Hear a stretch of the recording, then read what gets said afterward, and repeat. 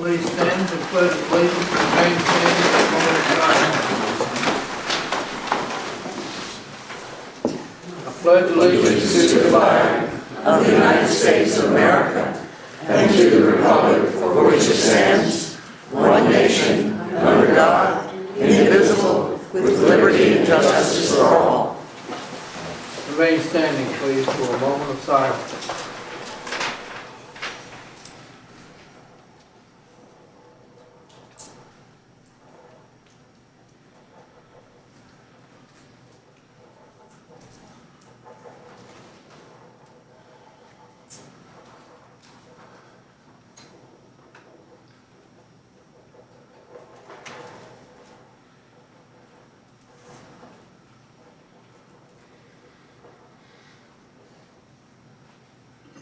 Thank you.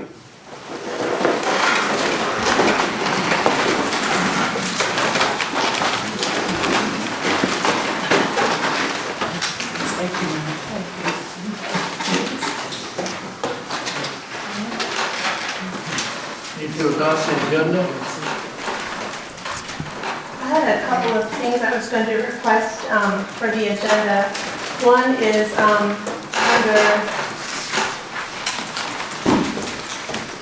page 3, new business, there's letters of recognition for Harold Bebout and Geraldine Bailey. And Mr. Bebout is here, so I would like to suggest that we move that up to, I guess, item F, presentations would be the appropriate place for it. If we could do that, please. And then my other request was on the late-breaking issue of HB 2364 that we received information about late last week for the by right use of wedding venues on agriculturally zoned properties. And I would request that be added this evening under new business item U. Resolution of support is what we have on there for the SB 1430 and 1431. But I believe it would be a letter of opposition for HB 2364. Make it item 2. Yes, please.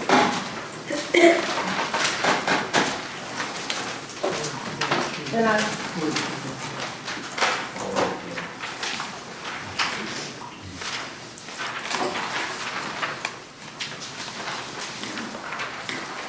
SB 2364. I'm sorry, 2364. 2364. I remember seeing the article about it. Can we get that? Can we get something on that before we look at it tonight? I'm not even familiar with this. I was prepared to discuss it during county administrator update, so you'll have, I'll be able to pull it up during that time period and you can look at it and then take any action tonight if you desire. So it's essentially already on our agenda, if you're going to bring it up. It's not listed on the agenda per se, but Right. it's on my list of things to talk about. This would make it an action item. Correct. Could be.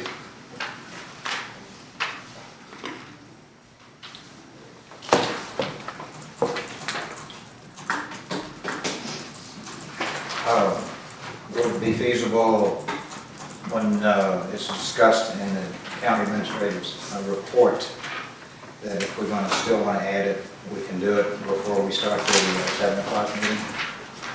Do it that way, but my understanding of an addition at this point in the meeting is that it can be added by a simple majority vote at this time, but it can only be carried by a unanimous vote as an action item. That's So if correct. we added it now and there wasn't a unanimous vote on it at this evening's meeting, we wouldn't take any action.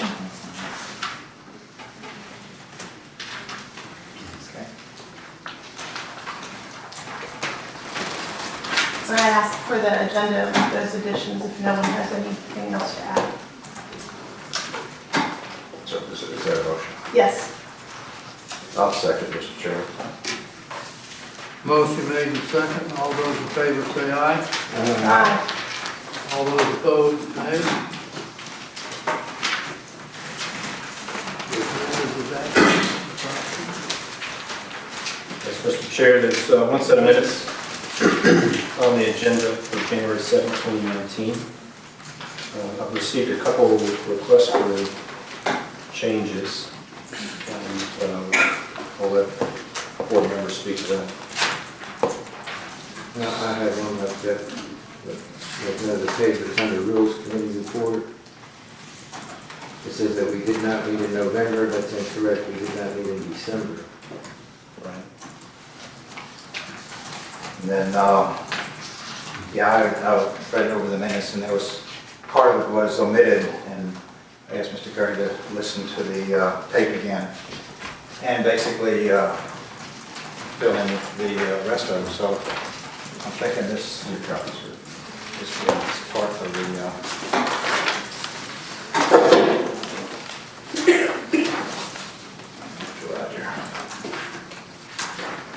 So this was part of the meeting, and it was omitted, and I think it should be included so that the minutes are more complete.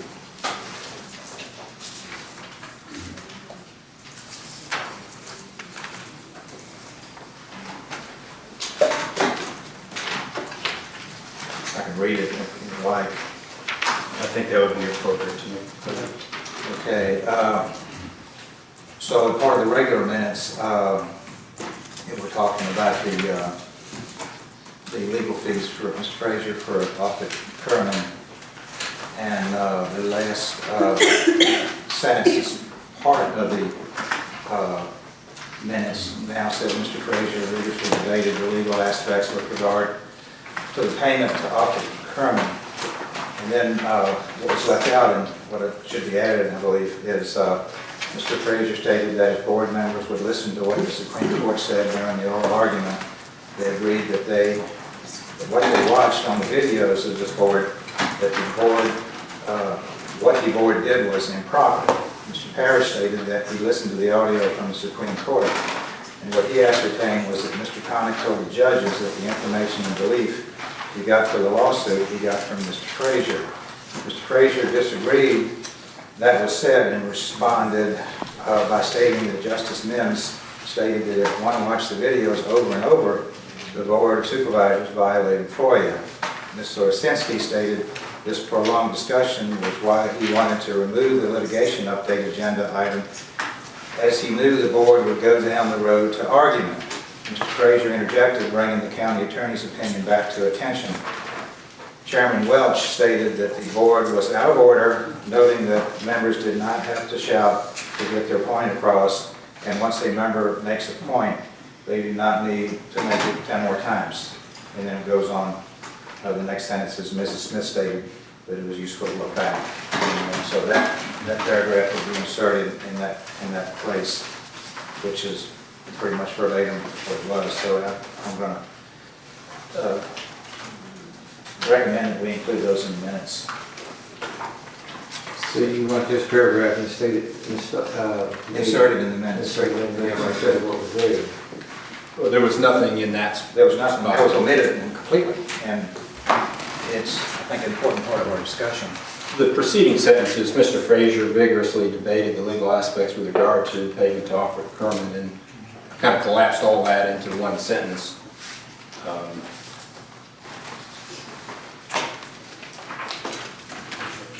Is that form of motion? Well, wait a second, though. It's stating here that Mr. Parrish said that he listened to the audio from the Supreme Court, and what he ascertained was that Mr. Connick said that the judges said, he's trying to make a statement here in the minutes as if something was said in another hearing in Richmond almost a year previous, that we don't have any evidence of that here. It's on the tape. It's on the Supreme Court tape. Yeah, but that wasn't evidentiary there. Just because somebody said something there. Evidentiary, I'm just saying that, right or wrong, I said it. I mean, things, whether the minutes represent the dialogue that we have in these meetings. So we're either going to put it down or we're not. And it's pretty hard to, can't back up the clock and pretend like I didn't say it, or... Well, I understand that. Yeah. But what I said was I know for a fact is in the audio, but I don't know that what you're stating here is in the audio. Well, I can tell you that I pulled this from the audio, watched it a couple. No, I'm talking about the Supreme Court audio. Well, that, I guess, as Mr. Parrish said, that's really neither here nor there. He suggested it was, it may not be true, and you disagreed at the meeting that it was true, but that's what happened at your meeting. That's what I heard in the audio, Mr. Frazier. If I'm wrong, I'll readily admit it, but at this point. Yeah, but we're trying to make your recollection of an audio from a year previously part of our minutes. All our minutes are only what we said in the meeting. We don't always say the right thing. But we can't pretend like we didn't say it. But that's the problem with some of our minutes. That's what Justice Mills was saying, that if you watch the videos over and over again, or the videos don't correlate with our minutes. I can assure you that this paragraph was in the meeting From last month. from last month. But it's referencing something that happened April, a year ago in Richmond. Right, third-hand account of what happened through whatever activity. And so it's that third hand that's reported in these minutes, and whether it's factual or not is a completely different discussion. Well, I want that reflected in next month's minutes, that I have made that a point of record, that is all hearsay at this point. All right, with that, I'll second the minutes as amended. Oh, I had a spelling error on bottom of page 716, passive. That's it for me. Oh, and then, Second line from the bottom. Co-passing.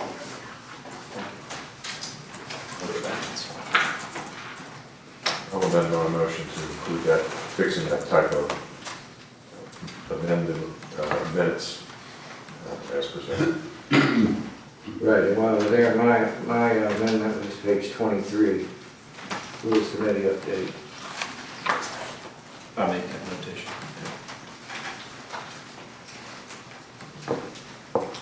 So I'm sorry, was that Lozinski made a motion or seconded? I believe I'm seconded. So, Parrish. Mr. Parrish, did you amend your motion to adopt as amended to include all those items? Correct. Motion made and seconded. All those in favor say aye. Aye. All opposed, nay. President. I'm sorry, I didn't hear. President. Mr. President.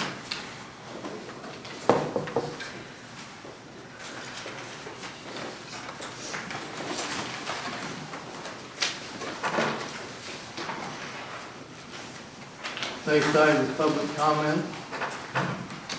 Anyone wishing or desiring to talk to the board, raise your hand and be recognized, state your name and the district you're from.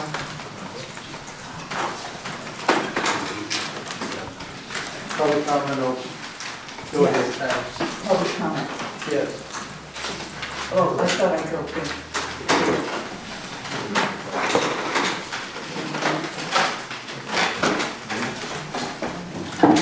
Hi, I'm Patty Hardy from Hampton District. I'm also a writer for the Rappahannock News. And I'm one of the Benvenue neighbors who is in opposition to the Williams Tree Service permit.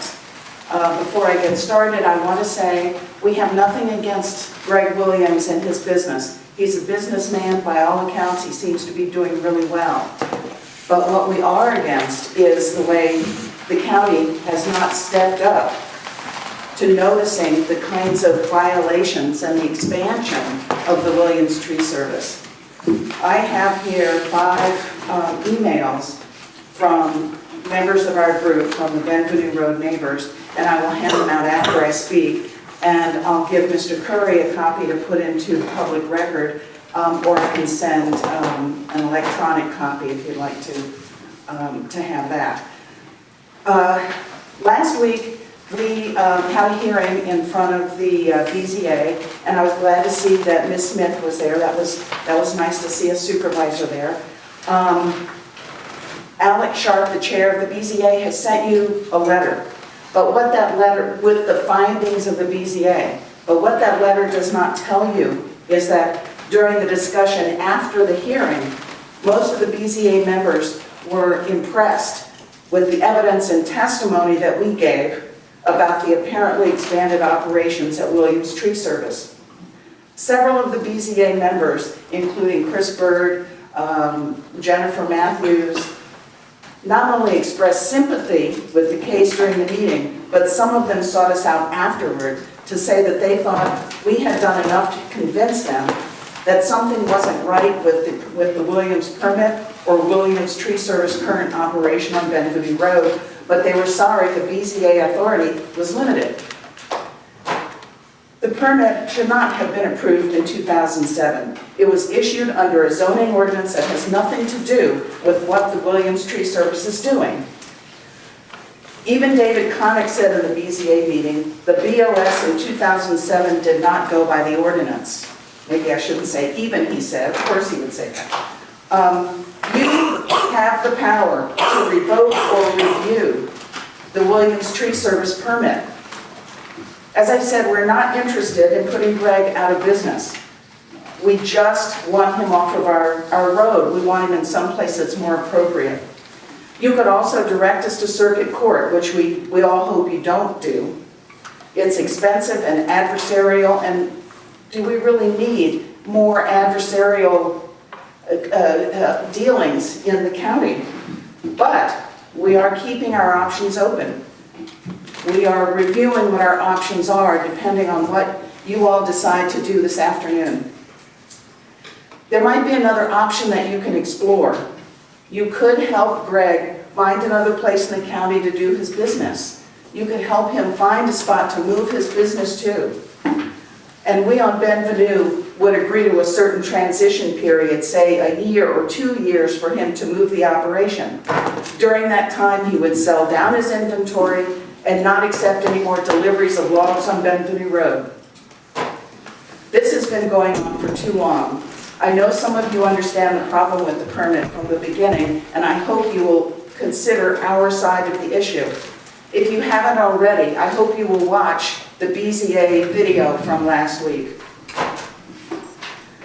The video's long, I know. We have a lot to say and a lot to present, and our attorney, Gifford Hampshire, prepared a 102-page document to accompany our testimony with many, many photos. And you can find that, I think, on board docs. Another thing that I would hope that you might think about and reveal this afternoon when you talk is what you all's individual relationships are with Greg Williams.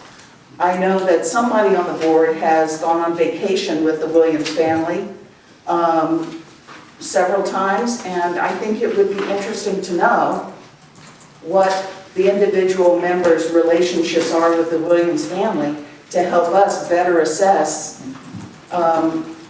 what our next move might be depending on what you do this afternoon.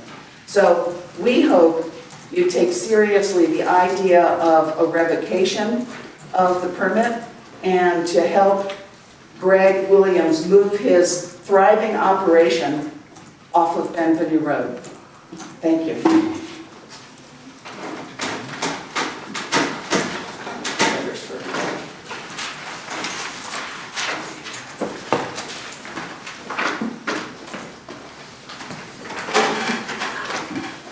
Good afternoon, I'm Bob Mann, Wakefield District, and I just wanted to follow up with Patty a little bit as a resident of Benvenue Road with regard to the WPS. I thought we had a good meeting the other night. I thought it was going in a good direction, and then all of a sudden it seemed to go in another direction.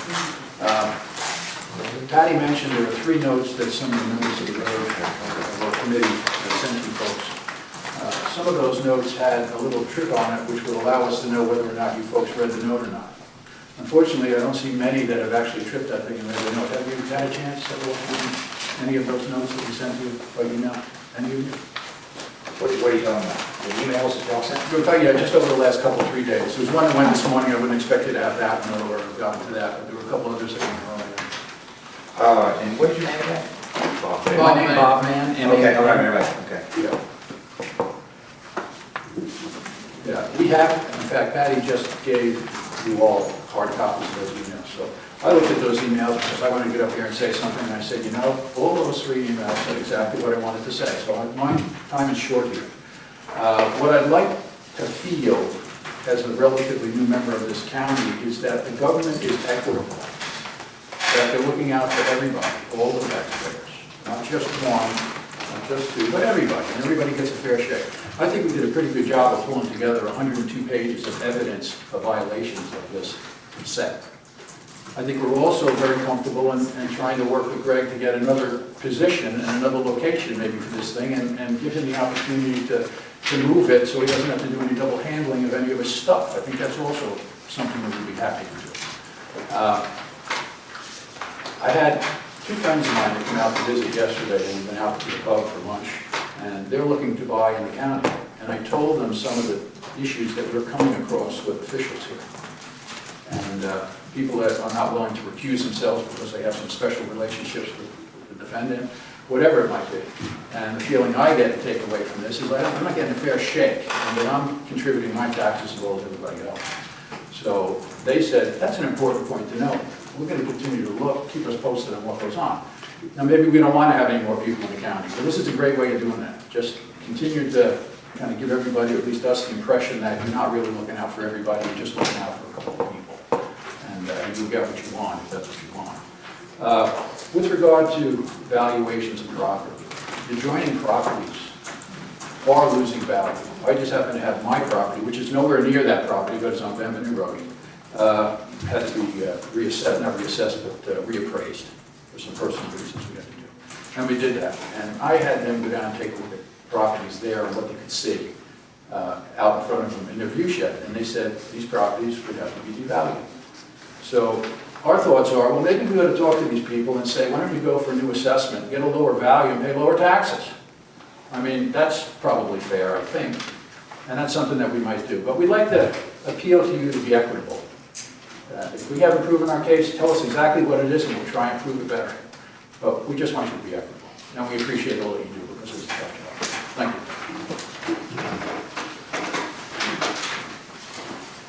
Ben, did you finish?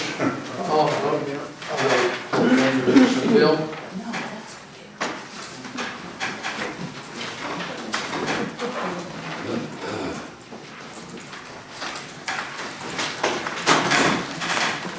I'm getting tired of spending the time behind this podium. I'm Bill Freitag, most of you know me, I'm with Hampton District. And I really have just a few comments I'd like to make. One of them is that it's become apparent to me as well that a lot of letters, emails, and so forth that get sent out to board members somehow will never arrive or certainly don't get looked at.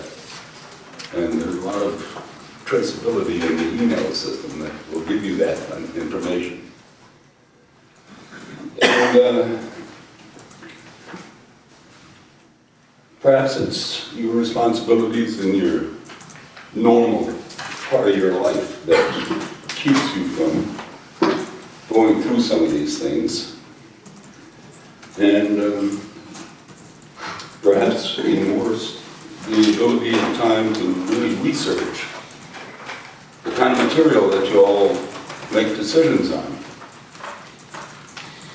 And those decisions generally can impact the entire life of the county. Now, my neighbors and I have spent many thousands of dollars so far to get the one letter that Patty mentioned to you all. And it seems a shame that we have to spend that kind of money to get something in the way of a, hopefully, reaction from members of our governing bodies. Now,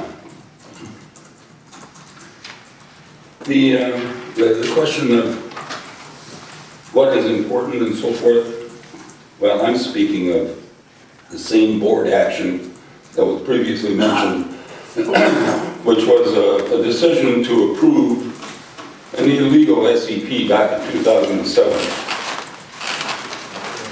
County Code 170-49 specifically limits the authority of the BOS and the Board of Zoning Appeals. Let me just read it to you shortly. Neither the BZA nor the board shall have the authority to vary, modify, or waive any of the regulations or standards prescribed for any use or purpose for which a special permit or special exception is required. Well, all I can tell you is that the modified so-called contractor's office, yard, and storage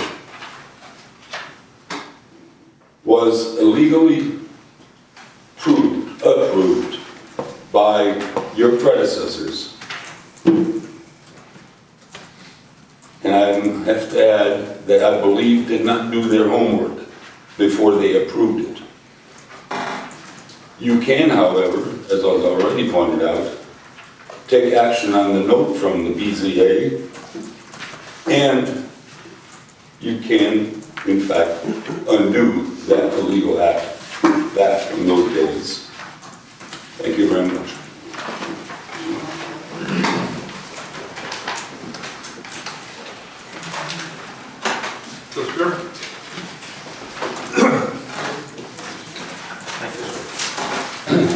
Bill Irwin, Flint Hill. The General Assembly is meeting.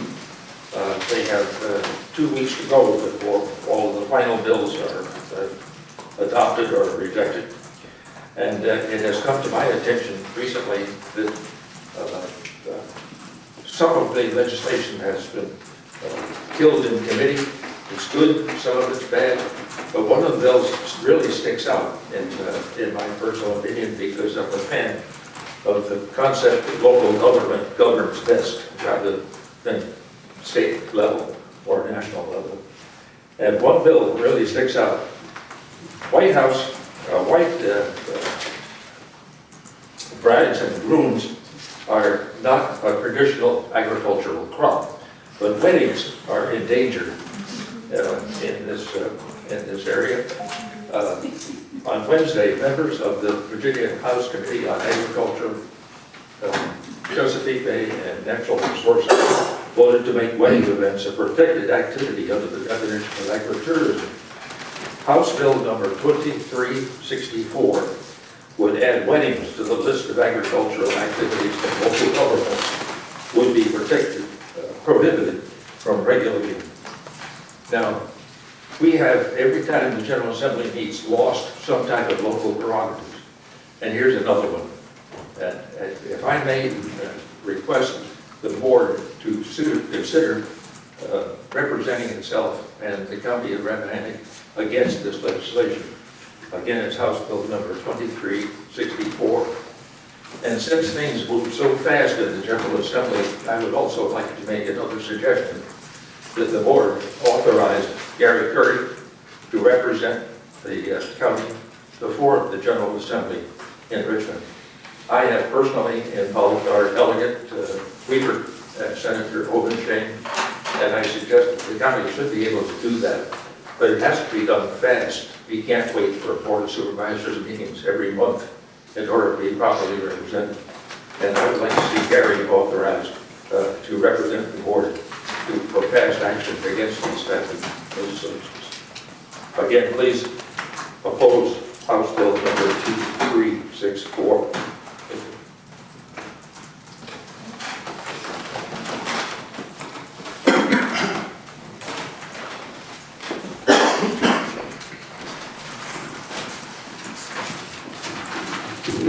A change of pace here. I'm John Sullivan, Hampton District. I'm what's called I used to be mayor of Washington, so I therefore no longer speak for the town of Washington if I ever did.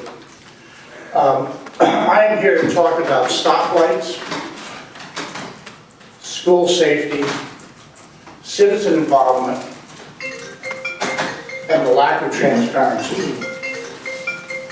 As you know, the post office has decided to leave the town of Washington, a subject comprehensively covered by the Rappahannock News.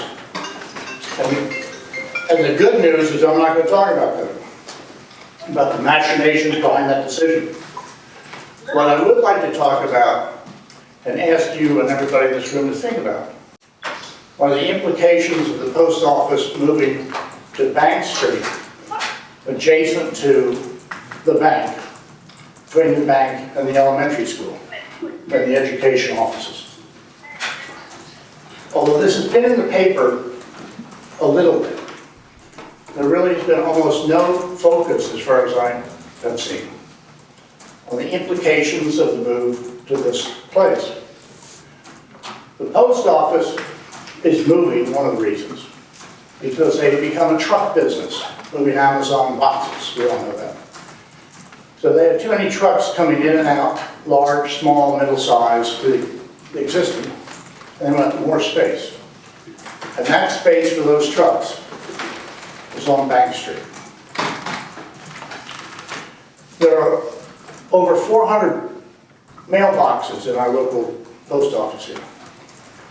The post office has said that they are not going to serve or deliver mail to the town of Washington.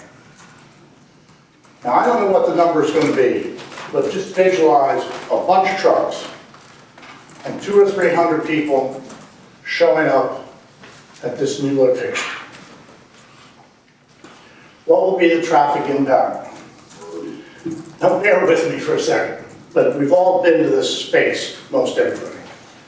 This vehicular traffic coming from the east will go down 211, turn left on Schoolhouse Road, do a U and come back up to the bank, and then go right or go in.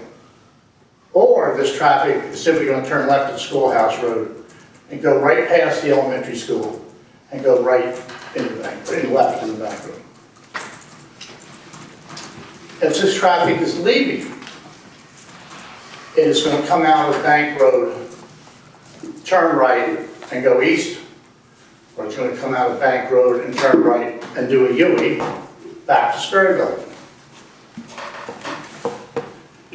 There's going to be a lot of traffic on Bank Road and the Schoolhouse crossover.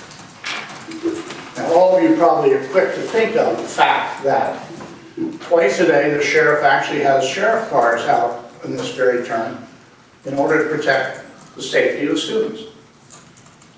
So now what are we going to have? The students, the buses, the trucks, and cars and people coming in and out of the post office. Now, how long do you think it's going to be before people reasonably say, we should have stoplights here? This is an unsafe situation. I don't think there's a lot of popular support. There's popular support for the safety of kids. There's a lot of popular support for stoplights a la Clevenger's Corner going into that space. Is that really the outcome people want? Now, who benefits from this move? And I'm not being accusatory. First, the property owner, and that's fine. He wants to develop his property, but he benefits. It's maybe going to be a little more convenient for a few postal workers. Some small percentage of 2274 zip code residents, this is the southernmost part of the zip code. A few of those people down there will be a little easier to go to this than come down. But frankly, I don't know who else is going to benefit from it. Now, who loses? The county government loses because all the county offices located in town, the court, the revenue, the tax, building, blah, blah, blah. Instead of going a couple of blocks, they're going to drive down, waste a lot of time going down to the bank. No aspersion of the bank. Jason, if you're still here. Nothing wrong with the bank.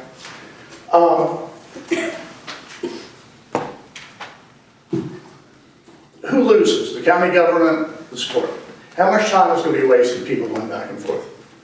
All the potential, all the 22747 residents who live in the town, north of the town, east of the town, and west of the town are now going to drive an extra 2 miles. And they're going there. And that's traffic.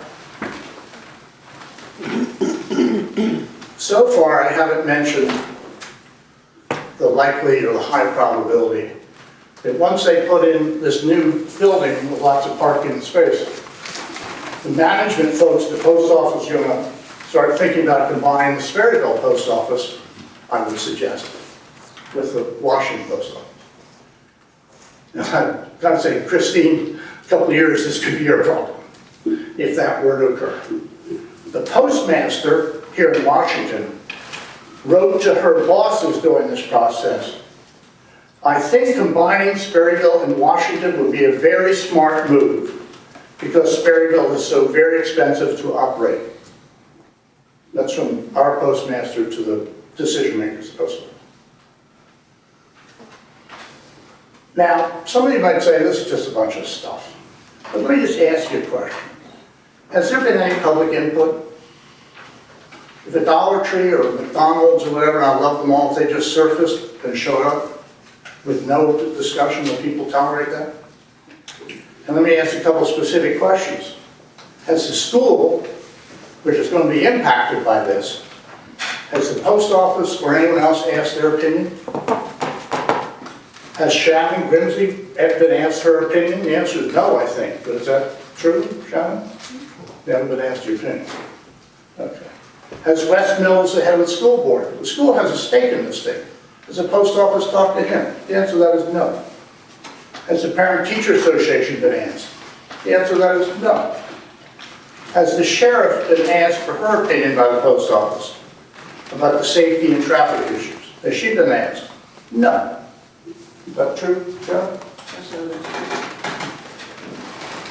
How could there not be any discussion on this subject? Now, 2 years from now, being a little flippant, 2 years from now, people will be at that stoplight on 211 and sort of wondering, whatever happened here? How did this happen? If there is a stoplight. Now, I understand the POS has limited authority. It's zoned commercial. And you might say, what are we supposed to do? Well, here are a couple suggestions.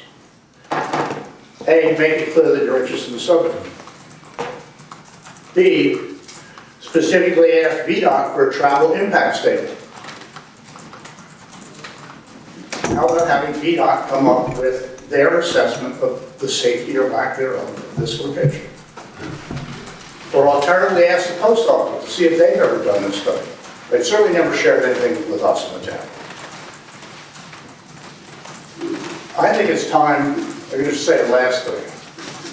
I think what has happened, understandably, is to the extent that people even care about the post office, I know many people, it's sort of been, well, it's going to leave the town of Washington, it's not going to leave the town of Washington, you like it, you don't, who cares, whatever. But the implications of the new site are worthy of focus by you all and the county at large and the people that have a stake in it. So that's what I'm after. Whatever that focus turns out to be, whatever those answers are, turn out to be fine. And that's my story, and I'm sticking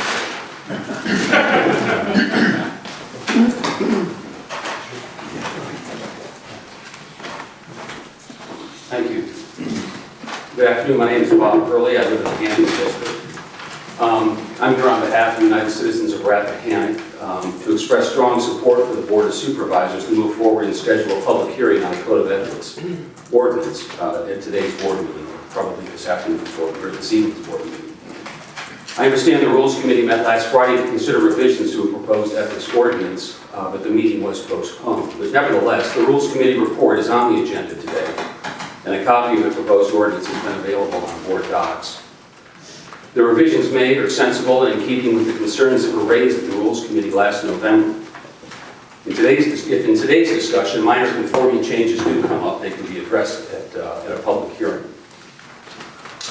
Now, speaking as an individual, and not on behalf of UCOR, I was pleased to see that a supporting reference was made to a code of ethics in the proposed resolution to be considered at this evening's meeting under new business. That resolution expressed support for State Senate Bills 1430 and SB 1431, introduced by Senator Mark Obenshain. The first bill requires training of local officials on the provisions of the State and Local Government Conflict of Interest Act, called COIA. The second requires training for the Virginia Freedom of Information Act, FOIA. Now, I understand with respect to Senate Bill S1430, that a provision that apparently has nothing to do with training was removed before a Senate committee meeting late last week. I think it was on Friday. Interestingly, that provision would have prohibited an attorney for the Commonwealth from serving simultaneously as a county, city, or town attorney. That provision, had it stayed in the bill, would have effectively removed our county attorney from his current position. Now, why Senator Obenshain included this provision in his COIA bill is a mystery to me.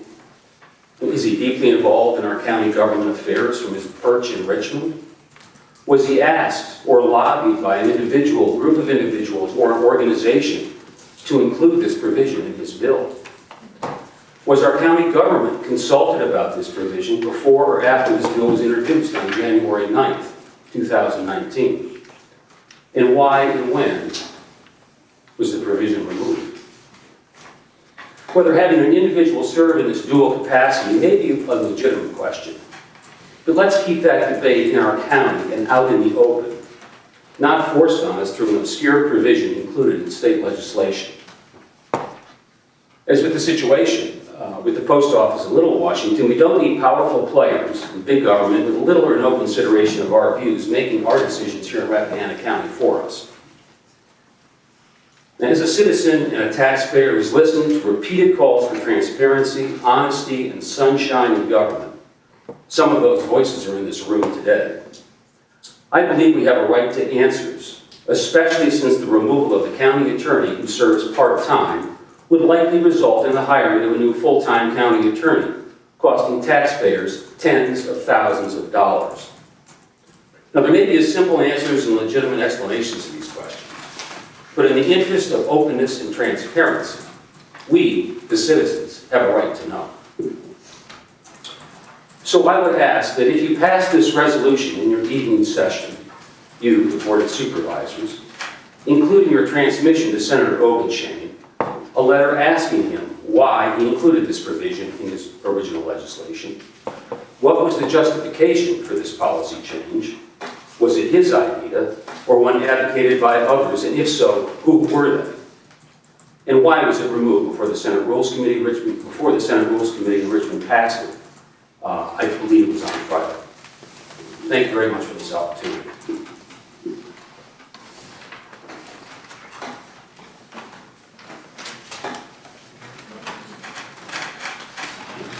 Okay, over here. Oh, there was someone behind you. Oh, is there someone behind me? No, I couldn't see you. Oh, small, no. I'm short, thank you. Stand up, Sandy. I'm standing. Mr. Chairman, I'm Sandra Renzi, Wakefield District, 392 Benvenue Road. As you will remember well, the Benvenue neighbors have appeared before your board time and again with examples of violations of the Rappahannock Code by Williams Tree Service. You seemed not to be listening because of allegiance to Greg Williams. After our appeal to the zoning board on January 23rd, where although they were given evidence of code violations, we were told they had no authority over the Williams Tree Service permit since your board issued the permit originally. We intend to appeal once again to your fairness and ask you to work with Greg for a resolution that will meet standards set by yourselves in drafting the Rapp County Code and the comprehensive plan. Please know that I do not want to drive Greg Williams out of business, but I ask you to help him move his business out of his front yard and off of Benvenue Road. May I also read a letter from Ann McLean, who is a school teacher. She couldn't be here today. Sir? Yes. Thank you. Honorable Supervisors, as you no doubt know, on your agenda for the Monday, February 4th meeting is a letter from BCA Chair Alex Sharp about the findings of their January 23rd meeting. What the letter doesn't tell you is that during the discussion after the hearing, most of the BZA members were impressed by the evidence and testimony given by the neighbor group about the apparently expanded operations at Williams Tree Service. Several of the BZA members not only expressed sympathy with our case during the meeting, but some of them sought us out afterward to say they felt we had done enough to convince them that something wasn't right with the Williams Tree Service permit or the current operation on Benvenue Road. Sandra, I think that's my letter. Oh, I'm so sorry. You've read this. Yeah, Ann's letter is somewhere. I'm so sorry. Ann McClellan signed this one. Honorable Supervisors, I am writing in regard to your consideration of the BZA decision during your meeting tomorrow afternoon. I hope that you've had a chance to watch the video from the BZA meeting in question. I think you will find that there was quite a lot of evidence given, and we convinced a number of BZA members that an injustice has been done and an increase in activity at Williams Tree Service is certain. Even the very last time I drove past Williams Tree Service, that was Friday late afternoon, there were 11 men working on the lot. If his 2012 permit asked for only 3 workers at a time, I ask you how twice, and nearly 3 times that number, 7 days a week, does not show a clear increase. We have written to you about this violation in the past and it has been ignored. We would like to honor the process and do not want to drive Mr. Williams out of business. In the end of the day, all he needs is another field somewhere zoned appropriately in the county. He moves his piles around with ease, and I don't believe it would be a great hardship for him to move his business off of Benvenue Road. Clearly, you all did not believe so in 2010 when you granted him a permit to do just that. I'm unable to make it to tomorrow's meeting, but I wanted to let you know that we aren't going away. In fact, more people are instead joining us in this cause. I hope you will see that Williams Tree Service has clearly outgrown Mr. Williams' front yard, and it is time to help Mr. Williams find an appropriate place in the county for such activity, where he can be free to enjoy fewer restrictions, and we can be safe and enjoy the peace of beautiful and otherwise quiet Benvenue Road. Thank you. I do have one more letter from Len McGill. It's a little longer than mine, not as long as Ann's, but he couldn't be here today. He's a businessman. He's the next door neighbor, and he's directly across the street. His wife was the one who testified as to the noise all day long. May I read his letter? He wrote it this morning, sent you all copies. It's been handed out to you. Okay, well, let me ask you, if none of you read my letter, none of you read Len's letter yet, because it only came today, and here's the 102-page document by our lawyer that was provided to BCA, and if none of you have yet watched the video, are you planning to make a decision today? How can you? Well, I've seen the video, but I don't know if I'm making a decision. Okay, you did watch the video, thank you. I do believe that you all should watch that video because we did give a lot of testimony and a lot of pictures. It was very long, 4 hours or so, but we're invested and our homes are there. Thank you very much. Anyone else care to speak? Yes.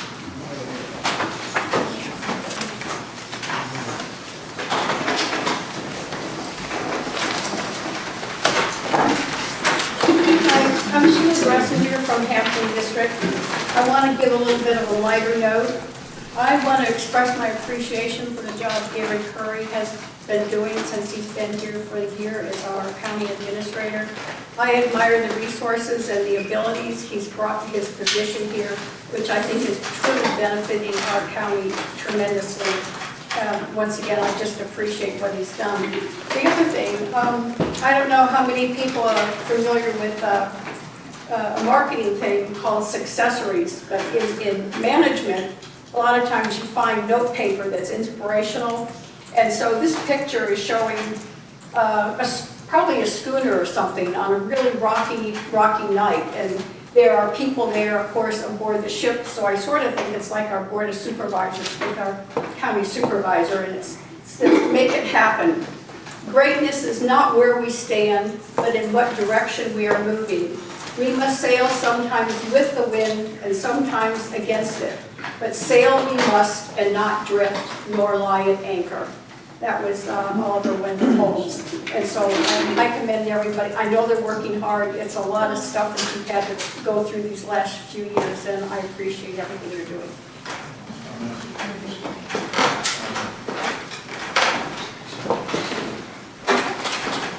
Mr. Chair, members of the board, I'm Stephen Brooks. I'm on the board of the United Citizens of Rappahannock, and I'm very happy to say that my wife and I are constituents of Miss Smith, and we live in the beautiful Piedmont district. I simply want to applaud the board's continuing attention to the work that's necessary to adopt the Code of Standards, Code of Ethics, and we look forward to the board continuing its work. And in the eventuality that there is a public hearing, I think that the effort of the board is only strengthened by additional input and additional comment. It's kind of an undertaking which provides a glue between the taxpayers, the members of the public, the elected officials, and we believe it only benefits all concerned. Thank you. Anyone else? Anyone else care to speak? Declare public comment closed. About our schools.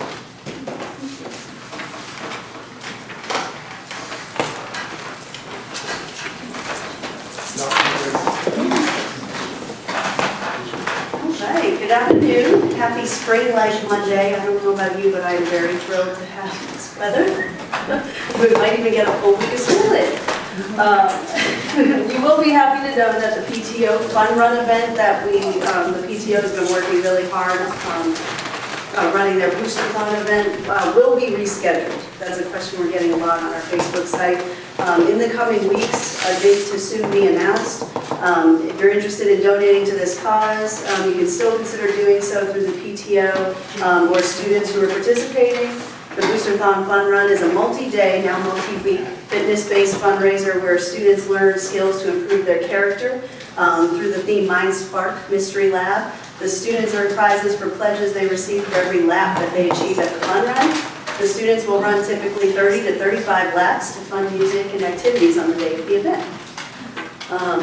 The Mountain Vista Governor's School Parent-Student Informational Meeting was postponed until tomorrow night at the LFCC Warrenton campus at the barn at 7 p.m. If you're interested in learning more about the Governor's School program, you're welcome to attend. Scholastic Bowl ended their regular VHSL season on January 26th, taking third place in the regional tournament hosted by Galileo Magnet High School in Danville. The team will be hosting a fundraiser, a community challenge tournament on February 19th at 6:30 p.m. Community teams may register for $50 and they will play each other in a Jeopardy-style format. The winning community team then gets to take on our Rappahannock Scholastic Bowl team. Good luck. They are really good. If you're interested in putting together a community team and registering for the event, please let Dave Nazer, Coach Dave Nazer, know at the high school. To continue accolades for our talented students, 5 of our high school band students earned a spot on the 2019 All-District Band and traveled to Millbrook High School last week to prepare and perform a concert with the best musicians in the district. These students were Sophia Hernandez on the flute, Ninon Kirchman on the trumpet, Julia Cordero for percussion, Ryan Campbell on bass clarinet, and Sam Reed on the tuba. We are so proud of our award-winning Panther Band and all of the accomplishments of our young musicians. And you can help support our young musicians at their upcoming annual mini golf fundraiser on Saturday, February 16th from 1 to 6 p.m. in the high school. There will be 18 holes of mini golf. There'll be a cornhole tournament, billiards, and lots of food.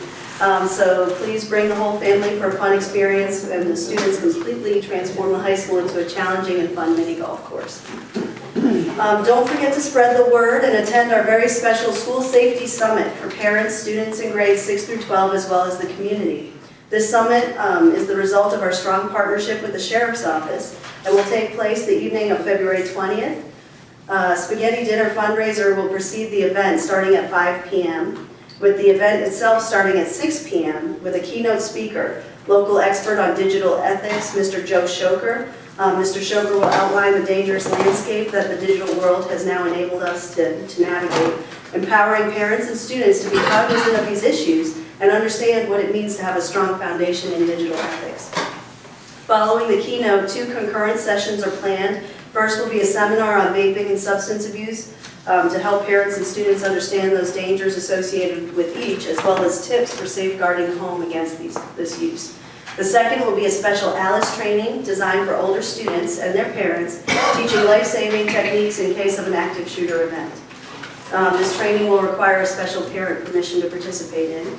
Commit to be Fit will also be hosting fun kids activities in the high school gym while parents and older siblings can attend the summit. Backed by popular demand, Drums Alive will keep students grades 5 and under entertained and active as they drum to upbeat rhythms to fun kids-centered party track. Other fun games and activities will follow, and that's all free for the students thanks to Commit to be Fit. We are pleased to be partnering with LFCC Workforce Solutions to offer a parent social media class free of charge. This class will take place at Rappahannock County Elementary School on March 19th from 6 to 7:30 p.m. Space will be limited though to 30 participants, and we'll be distributing an online sign-up soon. Tomorrow night, boys basketball hosts Strasburg at RCHS beginning at 6 p.m. with JV followed by varsity at 7:30. Wednesday, our girls basketball team will host Clark County beginning at 6 with JV and then 7:30 for varsity. Next Tuesday night is the school board meeting at the band room in the high school at 6:30 p.m. This is where I'll be continuing to work with the school board on building the FY20 school budget. I plan to present various scenarios and costs associated with these using the governor's budget as a basis right now. Of course, that's going to have many ideations as it moves through the House, but we'll continue to stay apprised of that situation in Richmond, which gets more interesting every day. Also, if you have not already done so, please give feedback on our short community budget survey on our website and on Facebook, as the survey will close at the end of this week. So we'll plan to share these results at the school board meeting next week, as well as publish the results in our FY20 budget justification report this year. And that will accompany our proposed budget. Finally, we are happy to plug the foster care parent meet and greet event at the Washington Town Hall. This event is taking place from 4 to 7 today, and Dr. Adam Starks will be speaking at 6 p.m. Dr. Starks is an award-winning author and motivational speaker whose book, Broken Child, Mended Man, highlights the author's ability to overcome childhood struggles stemming from neglect, his years spent in foster care, and his amazing story of overcoming the odds and to go to college. He is now compelled to speak about child advocacy, and did I mention he grew up right here in Rappahannock and graduated from RCHS. So RCPS is so pleased to be working with DSS, Judge Cup, the Foster Care Task Force to continue to raise awareness of the crisis that we are experiencing right now in our county. We hope to also host a community roundtable with different community agencies to discuss and address the crisis in more depth, with the goal of working together to leverage all of our resources and putting in place a framework or action steps for improving the situation. My hope is that county officials, law enforcement, social services, and different agencies will all participate in this roundtable discussion, and we'll have more information about that forthcoming. As always, thank you so much for continuously supporting our schools. If you have any questions I can answer for you. Your school board meetings are at 7? 6:30. 6:30. The game with Strasburg tomorrow night. After that. Tomorrow night is the boys. Let's see. And then followed by the girls, right? Yes, boys basketball tomorrow night, 6 o'clock with JV, and then 7:30 varsity. And then Wednesday night's the girls. Thank you. Thank you so much.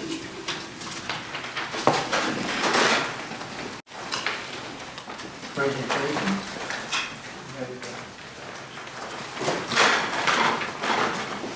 Yes, we're now, board, all you relocated the item from K3 to presentations. If it pleases the chair, the vice chair, I'm happy to read these letters. I just wanted to give a little background that a few months ago, some members of the Sperryville Emergency Services had requested that we recognize 2 of their members for their outstanding support and service to the community. And 2 of them, they really are the heart and soul of that organization. And they asked that we send a note of recognition to Gerald and Harold. Thank you so much for your service. Just before reading, it would be appropriate for the board to pass with a simple motion, authorization for the chair and vice chair to sign these letters on behalf of the board. I'll put that in the form of a motion and ask that we sign those. I'll second that, Mr. Chairman. Thank you. Motion made and second. All those in favor say aye. Aye. All opposed, nay. And you will help get better on terms of that item. First letters to Mr. Viva. Dear Mr. Viva, we understand that after 11 years serving as chief or president of Sperryville Volunteer Rescue Squad, the organization recently worked through a planned transition of authority to ensure the viability of the squad for many years to come. The Board of Supervisors recognizes your selfless leadership over the years and your EMS capacity as leader of the squad. Your efforts over the years has been integral to revitalizing SVRS into a well-functioning volunteer company upon which the county government and community heavily rely. Perhaps more important than your hands-on efforts are your efforts to recruit new members and guide them such that they were well-positioned to lead the company into the future, as you have done with the elevation of Todd Summers to chief. Thank you for your deep sense of commitment and responsibility to our community. It has not gone unnoticed. Respectfully yours, Chair Roger Welch, and Vice Chair and Piedmont Representative Christine Smith. Similarly to Ms. Geraldine Bailey, who is the current Vice President and past President. Dear Ms. Bailey, we understand that after 28 years serving in various capacities for Sperryville Volunteer Rescue Squad, with the most recent 7 years as President, the organization recently worked through a planned transition of authority to ensure the viability of the squad for many years to come. The Board of Supervisors recognizes your selfless leadership over the years in your EMS capacity and administrative leader of the squad. Your efforts over the years has been integral to revitalizing SVRS into a well-functioning volunteer company upon which the county government and community heavily rely. Perhaps more important than your hands-on efforts are your efforts to recruit new members and guide them such that they were well-positioned to lead the company into the future, as you have done with the elevation of Peter Hall to president. Thank you for your deep sense of commitment and responsibility to our community. It has not gone unnoticed. Again, signed by Chairman Welch and Vice Chair Christine Smith. Board members will sign these letters after the meeting and provide them to you.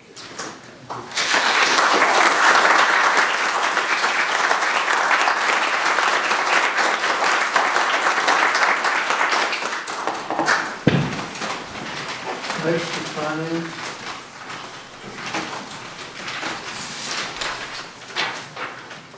Mr. First item in finance is treasurer's reports. Treasurer's reports are included in the packet. Same format has been provided in past months.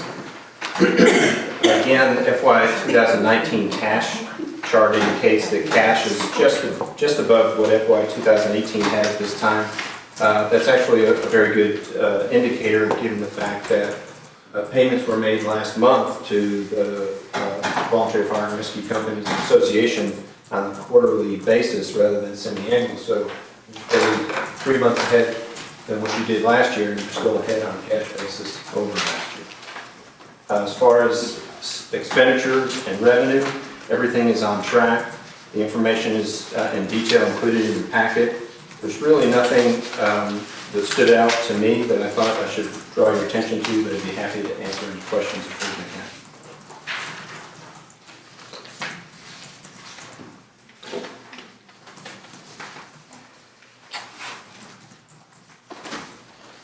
Well, if there's no questions, we'll go to accounts payable.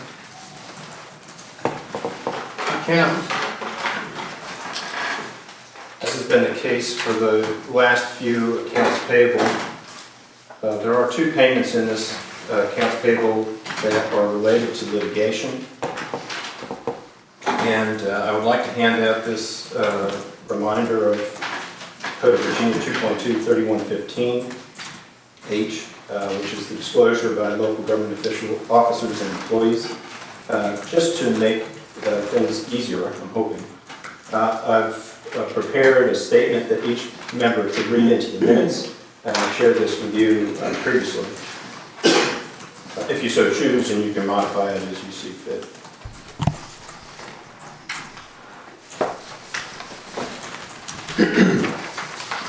The code is repeated at the top, and there's a declaration statement provided at the bottom. It would be most appropriate to do that before discussion or action.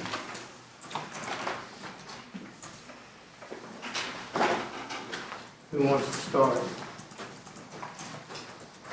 I did have a question about Stonewall Technologies. Is that something that we've seen before? And I'll be happy to answer a question. Stonewall is related to the Software and Commercial Revenues Office. Okay.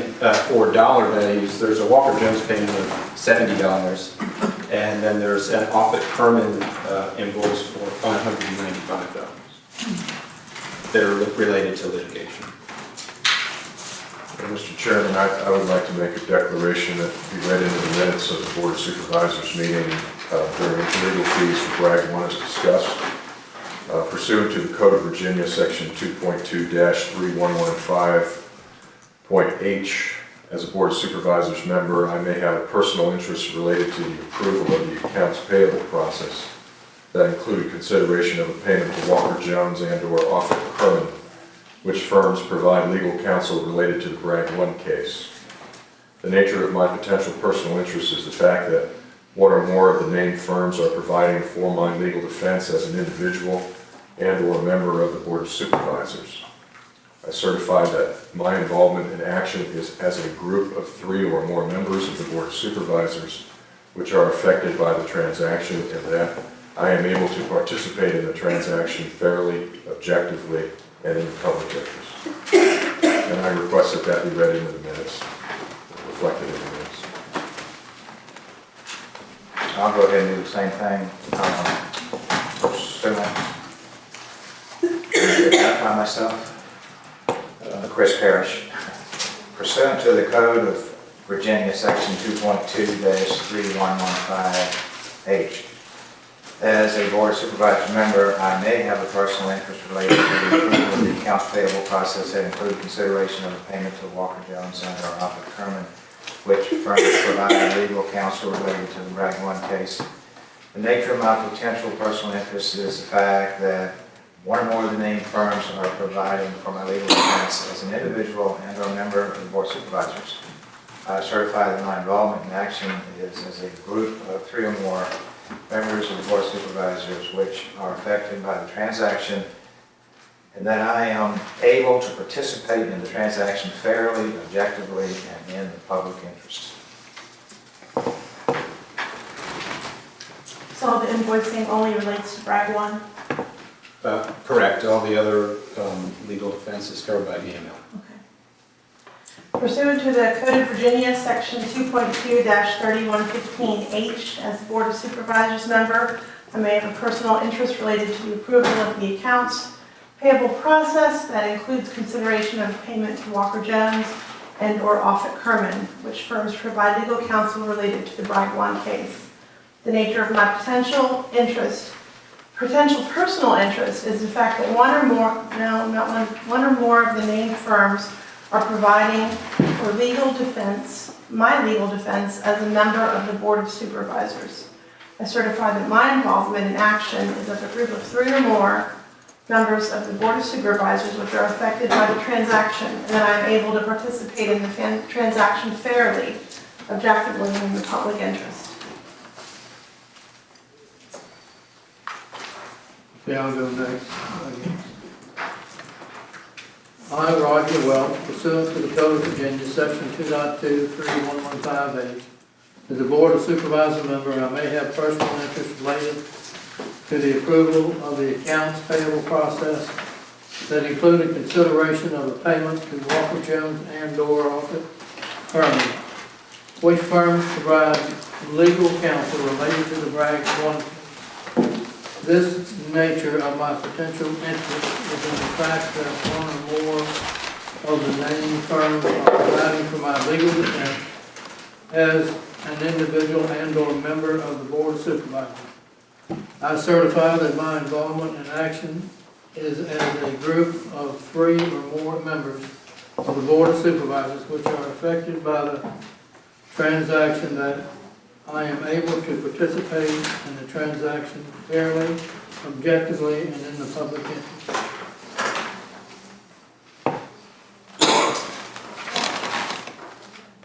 My declaration.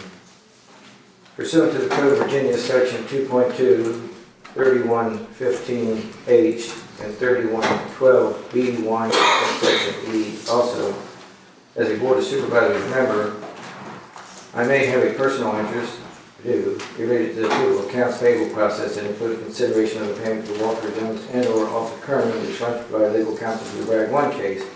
The nature of my potential interest is in the fact that one or more of the named firms are providing for my legal counsel as an individual or member of legal defense, member of the Board of Supervisors. I certify that my involvement in action is as a group of 3 or more members or as an individual member of the Board,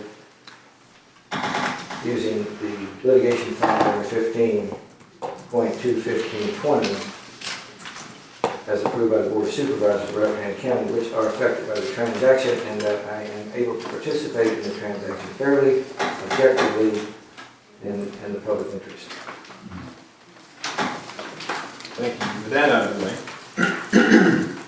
there are 2 accounts payable requests on the agenda.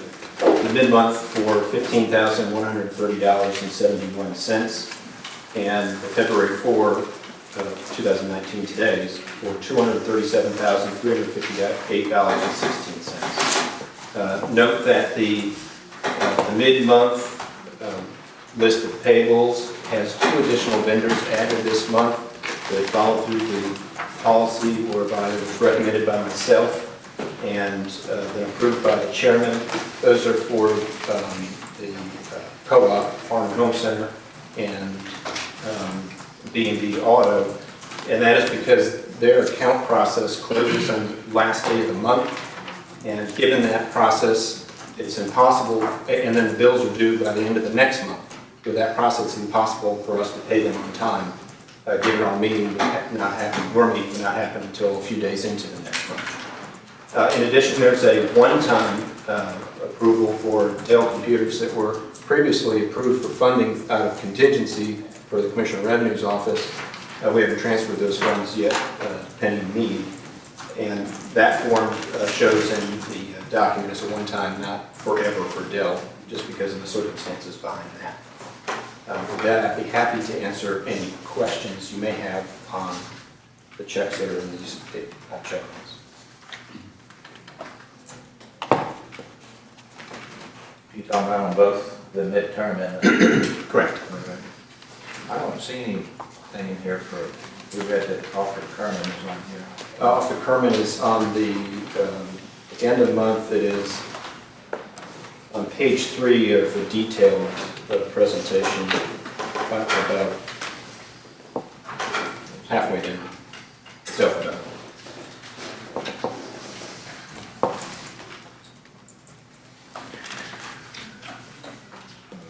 $195. Correct. And that, by the way, Mr. Frazier gave me back the $200 this time. I think that $200 is included in the $595 here. So I already paid the $200. already paid 200, so the 595 is in addition to the 200. But I don't think there's any additional bill on that. And your GoFundMe, is that not going to take care of that? Well, I would hope that if we would have to use it, I could return it to the good people that contribute to that, but the county would do the right thing. I talked with Mr. Welch when we were trying to put together a meeting for the rules committee, and since we couldn't really talk about the rules committee work, since there's only two of us, I discussed this a little bit. And I mentioned the fact that, you know, all these years now that y'all have spent 40, 50, maybe even $60,000 for your own personal legal defense, but y'all voted down a $200 invoice for me, and I said, I just don't see how that seems fair, and he said he didn't think it was either, so I thought perhaps that we would go ahead and include this month's bill as well. So in the event that you don't need any more legal funds, you're going to return all the GoFundMe to the individuals? Absolutely correct. That's what I told people as they contribute to it. As a matter of fact, it hasn't been used yet. It's still sitting there. I've got to do something within the next few days, or it's going to go back to those people.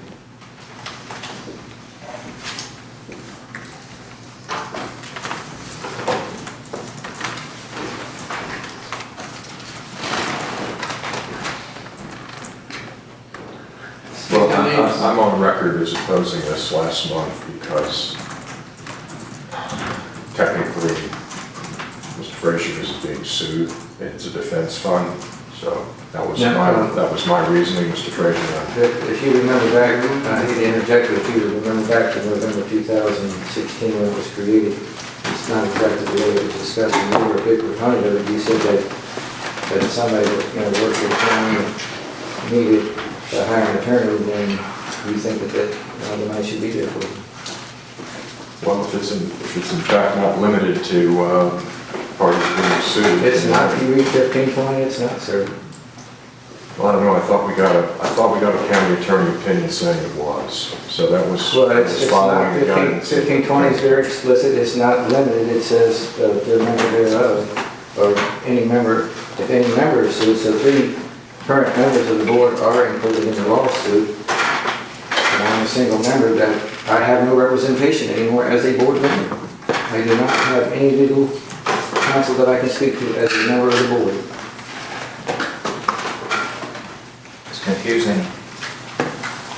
So, as your point of view is that you're not using this defense as an individual that's being sued, but as a member of the board. Is that right? The board itself is one of the respondents, and the board itself is being sued. And as a member of the board, I have no legal counsel that I can speak to. And so, Mr. Goff has made it very plain. yeah. I have no legal counsel that I can speak to as a member of the board.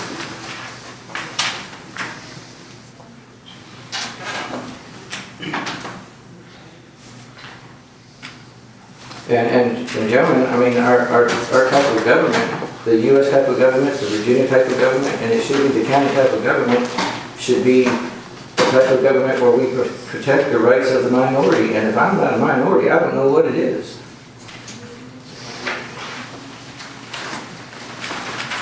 In this particular instance, I'm a minority of one.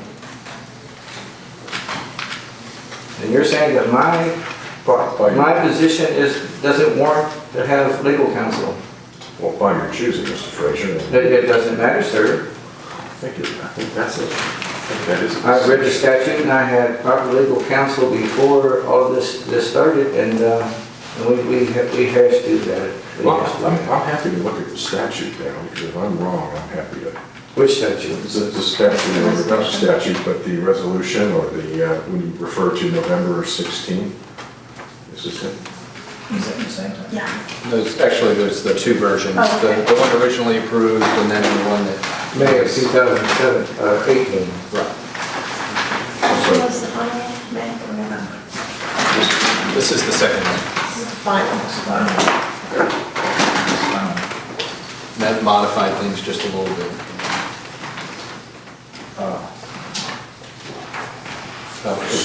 the risk of dipping my toe into stolen water, Yeah.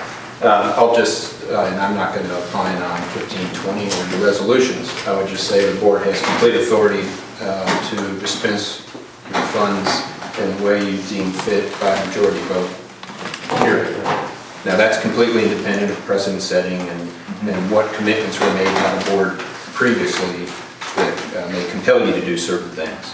I would just say that if you thought an ice cream cone today was important, you could go out and do it, and you could vote to approve the payment for it.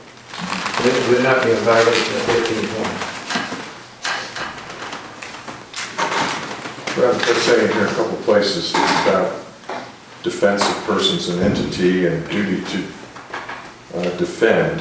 I have no one to help me. As a member of the board, I have no one to help me and with any legal questions. The county attorney now is also working with the 3 respondents, and he's made it very plain that he doesn't represent me.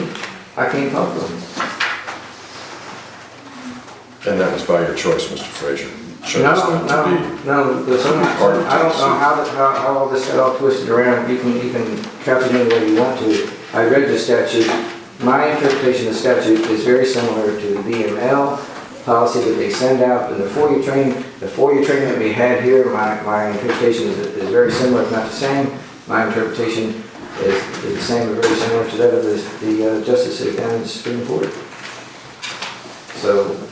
So you would rather use the taxpayers' money rather than the people, the GoFundMe that people voluntarily donated money for this cause?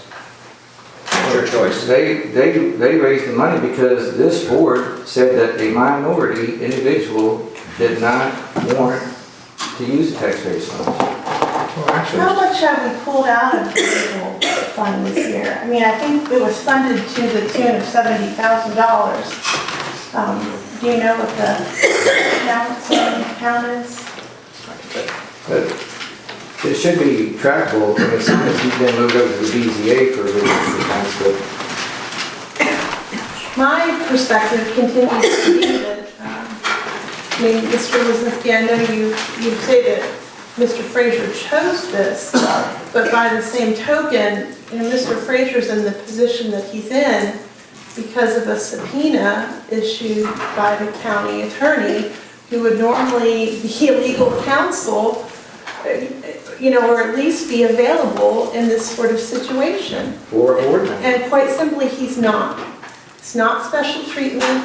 It's not outside the norm. It's exactly what we would do first, to call in, to have him weigh in on something with the county administrator.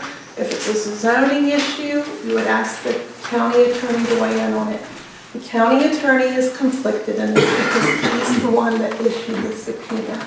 So I think that it is our responsibility to furnish legal counsel because of the situation that we've created. So you're saying that this legal counsel is necessary because of the subpoena? Yes, the subpoena is it will be a legal proceeding. It is under penalty of law that the testimony is necessary. That's correct. And for that reason, I do believe that legal counsel is necessary and fair. That's what initiated, yes. Okay, all right, I just want to be clear. I mean, it was an action of this board. Yeah, I just Your don't know why attorney, you- I just don't know why you were saying- basically, your attorney put me in this position, and you're saying that I just wanted to understand why. as a minority, as one member of the board, that I don't qualify for help. Now I have a clearer picture. Well, that was the position that I was put into by this board. Gotcha. And I just want to be clear that I'm not asking that Mr. Frazier be given special treatment. I just think he should be given the same treatment that anyone else would. Equal treatment, that's what we tried to argue a month ago. Equal protection under the statute. But somehow, I don't get equal treatment. It's like, the laws, the rules always apply equally until it gets to me, and then there's a but. There's a but. And I don't understand that. Why is there always a but?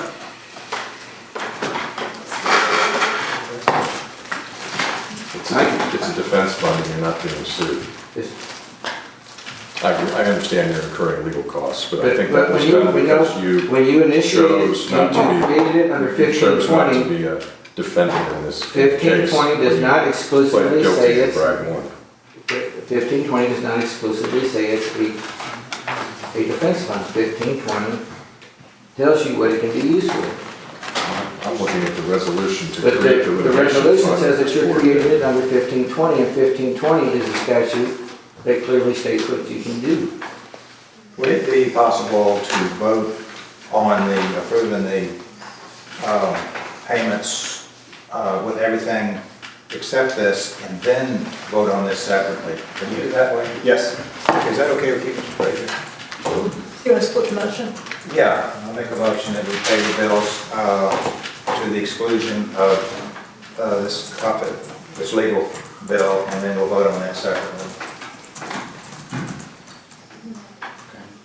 And that, just to be clear, it's the January 15 Both of the check run and the February 4 check run. Right. Less the Offutt Kerman 594. Right. That's a motion. Second. Motion made and second, all those in favor say aye. Aye. All opposed, nay. Motion carried.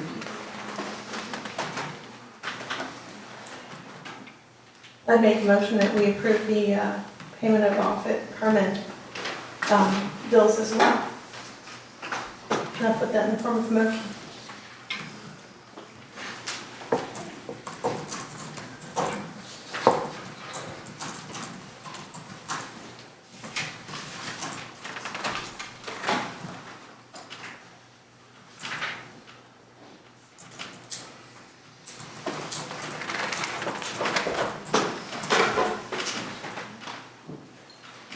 Motion failed for lack of a second. So a minority member doesn't qualify for the same treatment. Why didn't you second? I didn't want to second my own. If I don't have a second, what's the purpose? Well, just so you know, I wasn't going to vote one way or the other, because I frankly don't understand it. And I was going to abstain.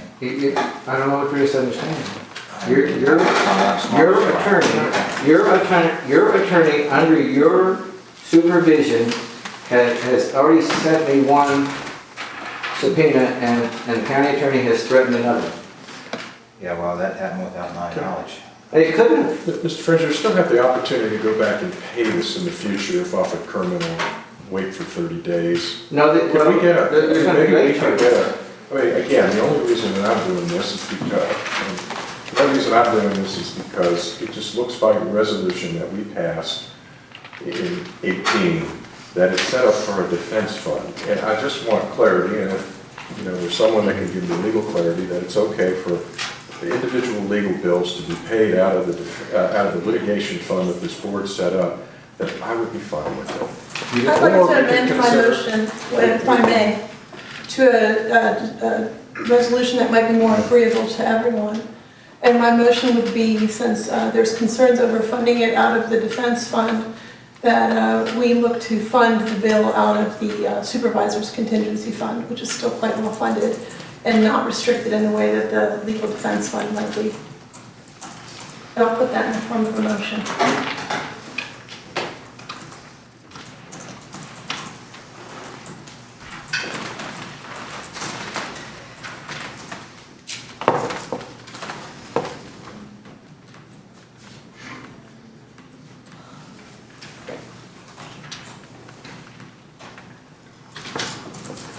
Motion failed for lack of a second. Again, I just think that sets a dangerous precedent. I would just like a legal opinion. Now, why don't you just or we say can that- change. that you don't want to support the minority here, that you place in a Mr. predicament. Frazier, I'm actually the only person at this table, if you want to talk minority, that's been singled out for its own specialized lawsuit.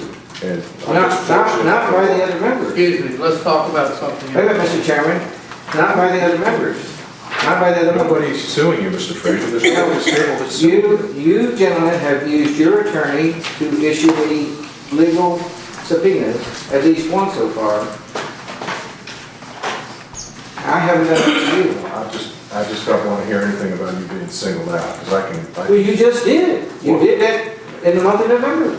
I don't mean to wade into this argument, but I would say the difference is Mr. Olszewski never, and I'm sorry, I will address this to the chair, that to my recollection, we haven't had those bills presented to us as a board and been given the opportunity to pay them. So in my opinion, making a comparison between Mr. Lozinski's bills, Mr. Fraser's bills, is that we haven't had an opportunity to review them and weigh in on them and take them into consideration. It's because the insurance company is paying, because the board is covered in cases when it is sued. But Mr. you Fraser is said not at the being last sued. meeting that there was an additional $1,500 that was not covered by That was a this. family expense for the cost of providing emails that were part of the discovery process. And maybe I should. I'm just saying, please don't take us to task for something we haven't had the opportunity to do. What does that mean? I don't understand that last comment. That you seem to imply that we're not paying your legal bills. I'm not implying that. Well, I didn't say that at all. That's the way it came across as the last, I'm talking about last whether or meeting. not I'm being, if somebody wants to I talk don't about care to being argue singled about it. out. I'm not talking about the litigation, I'm talking about paying the bills. Mr. Chairman, Let's calm down. but the main difference here is that your attorney has singled an individual member of the board out. So he either works for you and has done that under your supervision, or he has done that with no supervision. To which I respond, he hasn't singled him out. Mr. Fraser removed himself. Mr. Lozinski, I received at least one subpoena. Well, I knew you had. I was singled out as a single member of the board. A single member of the board. Sir, you chose to single yourself out when you removed yourself. I'm from a the rest single of the member case. of the board. The board is one responding. The board is an individual entity, and as an individual member of that board, I was singled out by your attorney. I think that's opinion, Mr. Fraser. It's not an opinion. You want to see a copy of the subpoena? I know. Why would I I've give been you, subpoenaed quite a bit, Mr. Mr. Fraser. Chairman, Mr. Chairman. That's enough. No, sir. This is, multiple times this gentleman does, wait a minute, Mr. Chairman. I'll go to the podium if I have to. You cut me off. He says something, when I give him a factual statement, he accuses me of making something that's less than factual, and you allow it, sir. You have allowed it multiple times. You do not call this gentleman down, you call me down. You're the Now, one shouting. why did you call... You're the one shouting. Mr. Chairman, no, I want to know, Mr. Chairman, I want to know why you call me down when he's out of order. Why does that happen? That's your opinion, Mr. That's not an opinion. You just did it. 2017, when I brought the information forward about all the credit cards we asked of, he said, Mr. Chairman, Mr. Fraser's making these wild allegations, and I said, no, just as calm as I could. I said, go over and look at the receipts over at the treasurer's office. You let that stand. We're almost 2 years now into a state police investigation, but you constantly let him make statements like that about my character and impugn my comments, but you do nothing about it. Are you finished, Mr. Fraser? No, sir, not until you can answer a question. Why do you treat me differently than the other members? Why don't you ask the other members? I just asked you, you're the chair, you've been the chair for 9 years. Why do you treat me different than this gentleman? I don't think I have, Mr. Fraser. You just did it again. Treated exactly how you've been acting. Now, what more can I say? How I act? I sit over here and I listen to I'm you. demanding equal opportunity here, and you treat me differently. And you can't answer an intelligent question. You go right back to, oh, really? I just asked you a question, and you said that you treat me how I act. I act like a member of this board. When he treats me differently, you call me down. It seems like to me, the one that raised their voice first was you. Raising my voice has nothing to do about the veracity of my statement, sir. And the veracity of your statements? Yes. Yeah, I agree. I agree. I'm asking you about how come when he challenges my statement, you get after me. Why is that?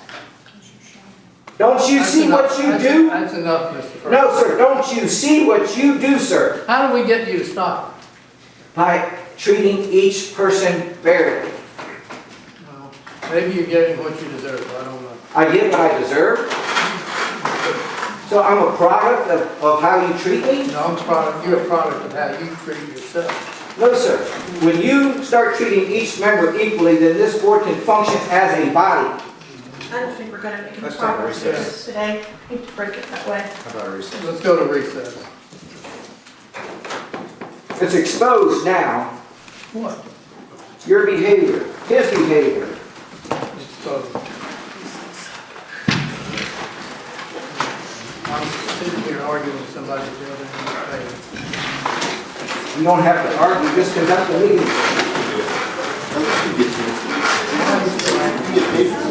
Because I'm getting sick of it.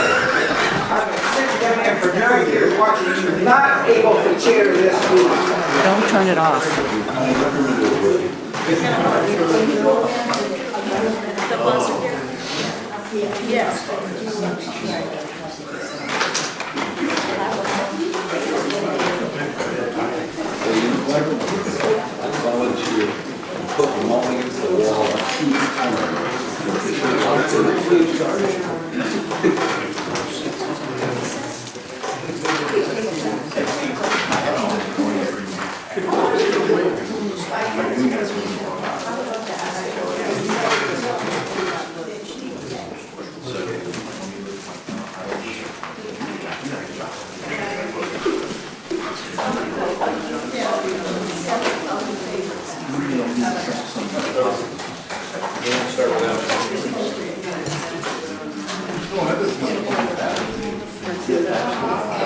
Having trouble keeping that thing hooked up, huh?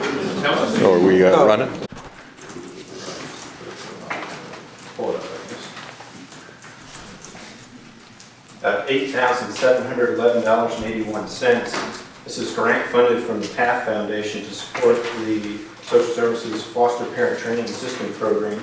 I actually have a meeting scheduled today, it conflicts with this meeting. Very important work, and Ms. Parker managed to apply for and receive grant funding for this important project, but it does require approval by the board, given it's a supplemental appropriation. So I'll make a motion to approve this appropriation. Second.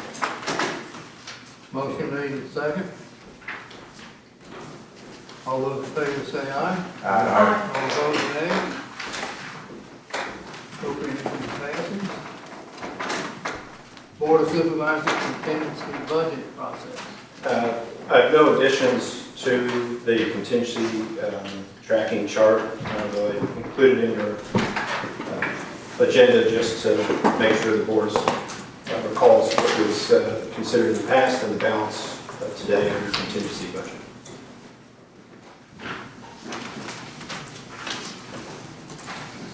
Next is updated banking resolution approval. The board may recall over the summer, I think it was, maybe spring, we updated the resolution appointing signatory authority for financial accounts, and that was required to include my name and clean up the language just a little bit. With the changes that occurred in January with Ms. Smith now being vice chair, we needed to change this resolution again. After consulting with the treasurer, she and I thought that it'd probably be best to just use titles rather than individual names. The approvals necessary is still the same. So for the EMS cost recovery account, payroll account, they require either the county treasurer or deputy county treasurer to sign those checks. For the general fund account, it requires either the treasurer or deputy county treasurer and either the chair, vice chair, or myself. Generally, I'm not needed to sign, but this last mid-month I had to because Mr. Welch was out of town and we had the transition with Mr. Parrish. He was out of town too, but even if he was here, he was no longer the vice chair and no longer authorized. And Ms. Smith had not been placed on the bank card yet, so we couldn't use her. So in this case, it's the very same resolution that was used before. The paragraph that used to say that if there's a change in position of the named individuals, then the new individual in the old position is now authorized. I removed that because it doesn't need to be there anymore because we're only using titles. So with that, there is a resolution in the packet that needs to be approved if the board is willing to do that.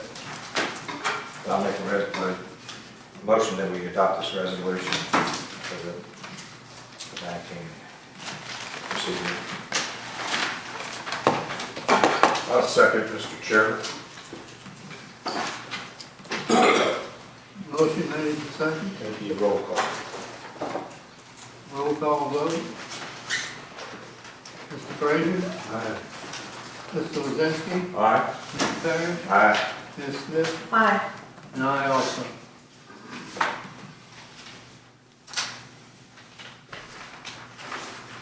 Now we're in appointments.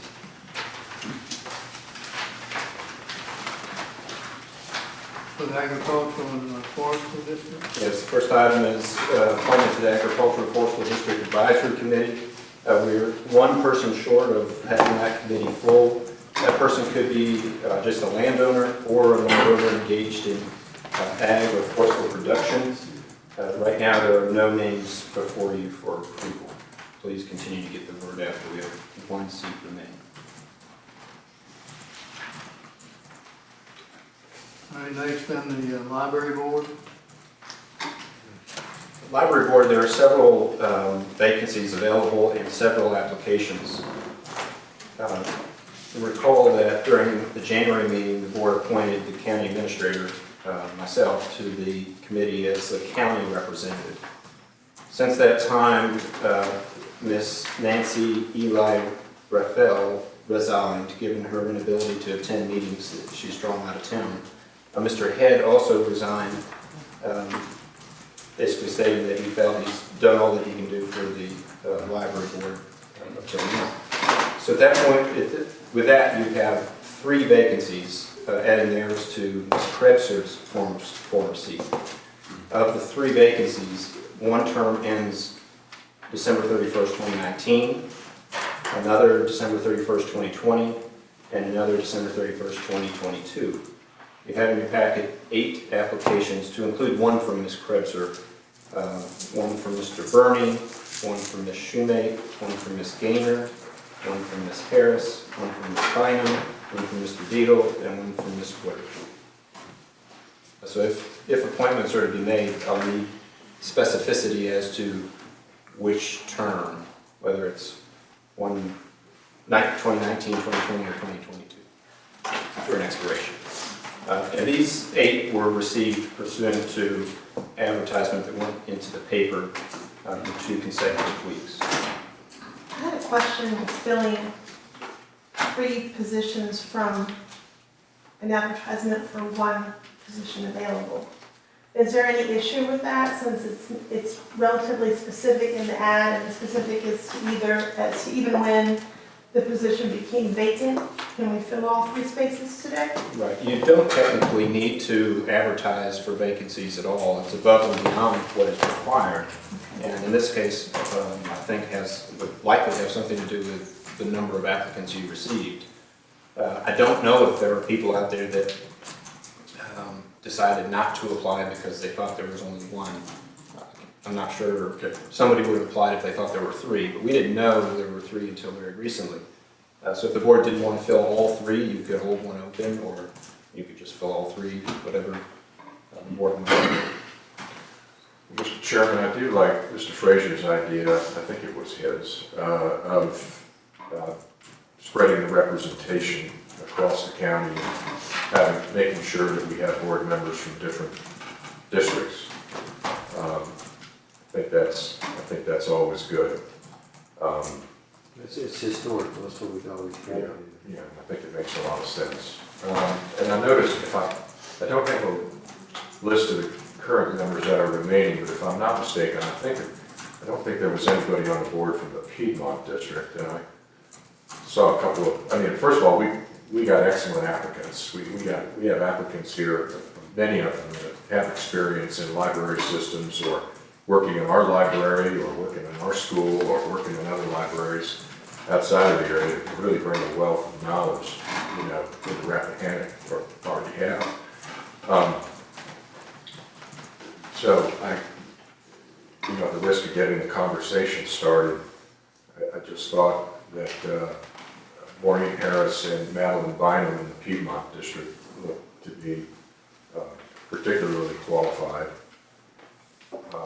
Ms. Beth Gaynor and Stonewall Hawthorne looked eminently qualified, as did Randy Shoemate in the Hampton district. I put those forward just as a way of getting the conversation going. Or from my perspective, I thought those were the 4 individuals that could add a lot to the board. I pulled up the Library Board of Trustees list from the library's website. It's on this big screen. You can see which districts it represent. I know in the last few rounds of vacancies, we have been looking for representatives from Piedmont, so I was really glad to see that there were so many volunteers for the area. And I would also be in favor of putting Ms. Harris on the library board as well. And either Ms. Bynum or Sherry Woodard have reached out to me as well. If one is more agreeable to somebody than another. Shall we just do one at a time? It's probably for the best. I mean, it's a little bit clearer. Particularly given needing to know which seat and which Second expiration term, term. yeah. Okay, well, if you want to. For the Eli Raphael seat that was originally open and the impetus for placing the ad, I would like to put forward the name Maureen Harris for the library board.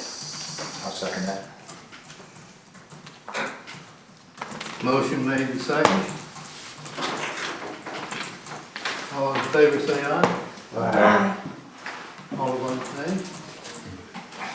She's a member. Mr. Chairman, I'm looking at the resumes. I thought that Beth Gaynor really had a terrific resume, and I would like to put her name out. I haven't met her, I haven't talked to her.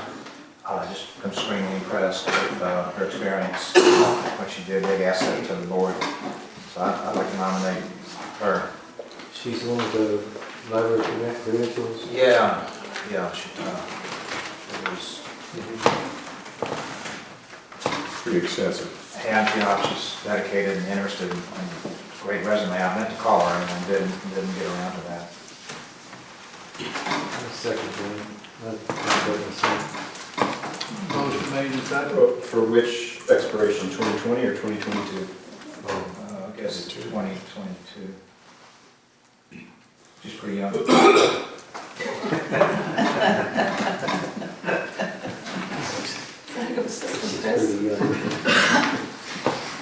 Take advantage. So, just confirm that Oh, that's fine. I'll second his nomination. Nomination made and second. All those in favor say aye. Aye. All opposed, nay. Motion carried. Yes, Mr. Chairman, Mr. John Head, the Hampton District resigned, and there's a vacancy. There's an application from Randy Shoemate, and she was employed by the Berners Township Public Library in Basking Ridge, New Jersey. I did speak with for 17 years. Children's department, children's programming, volunteer at the school library and public library. I did get a chance to speak to Ms. Shoemate. She's very interested in serving, so I would like to put her forward as a candidate for the board. I'll second that. just to be clear, that's for the seat that would expire in 2020. Sure. Motion made and second. All those in favor say aye. Aye. Aye, all opposed. Thank you for your willingness to serve.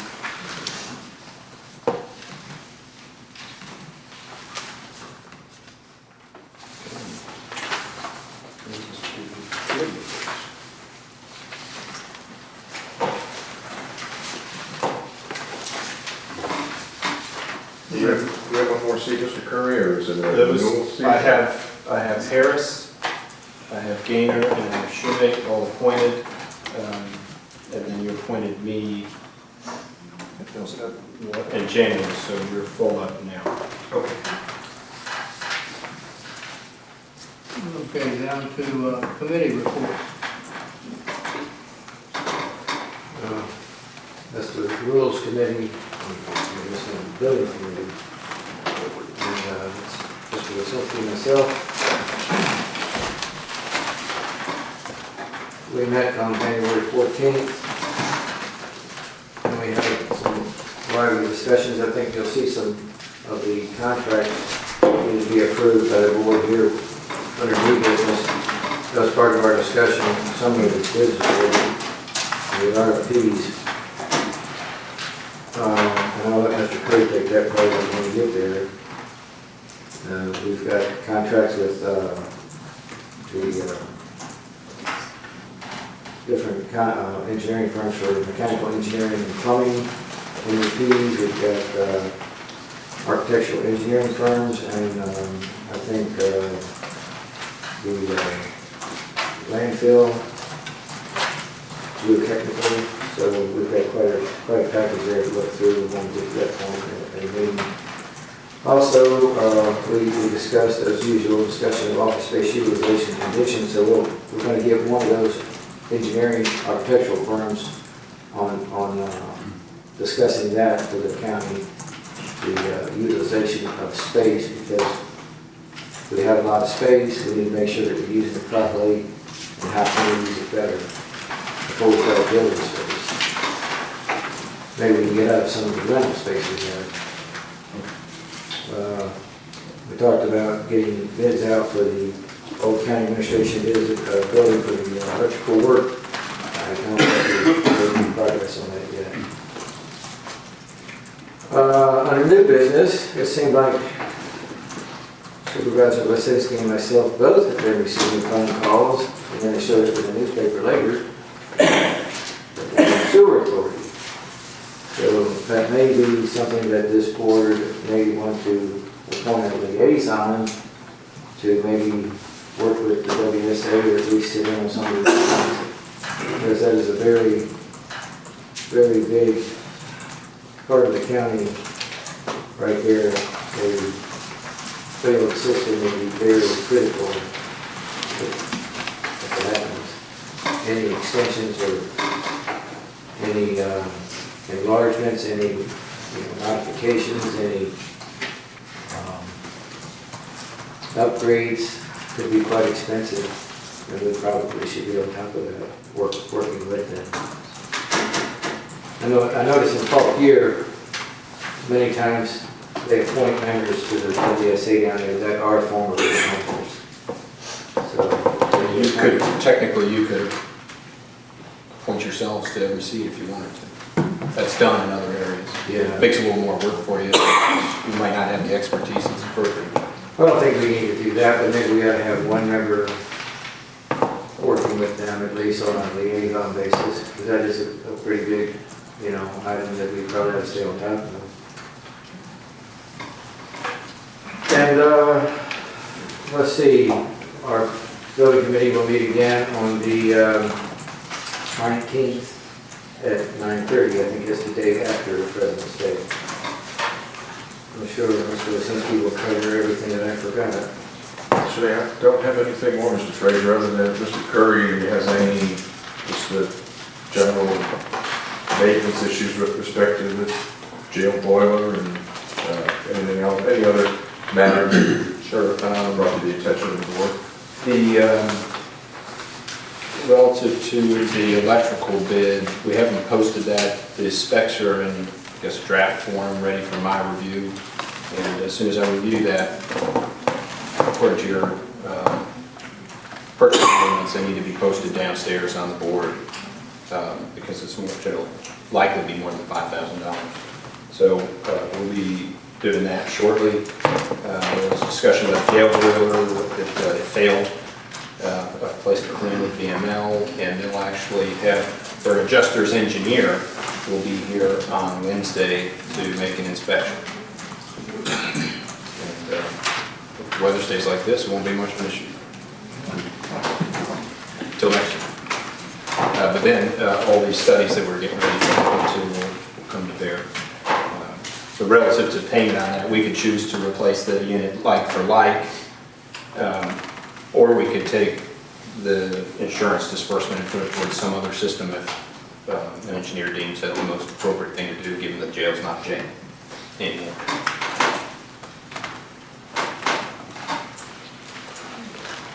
That's all I have.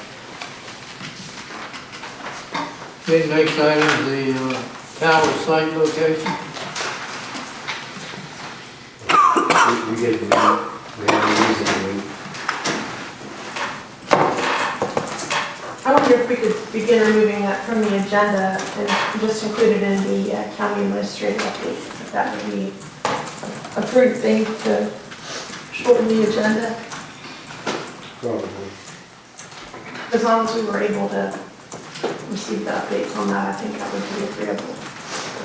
At the risk of prolonging things, something that was done in my former location was to have an item towards the end of the agenda that was Board of Supervisor concerns. And it was really an open table for a board member to bring up something, not intended to be any action item, but something you want to bring to the attention of the public or the county administrator to go research something, bring it back. It was something that we did there. And then we tracked what was, what requests may have come up and then how they were followed through. And maybe that's something the Rules Committee can look at as you're looking at standardized agenda, consent agenda, all that stuff. I think we actually had that before, hadn't we? Wasn't that something that we had at the end of the meetings before?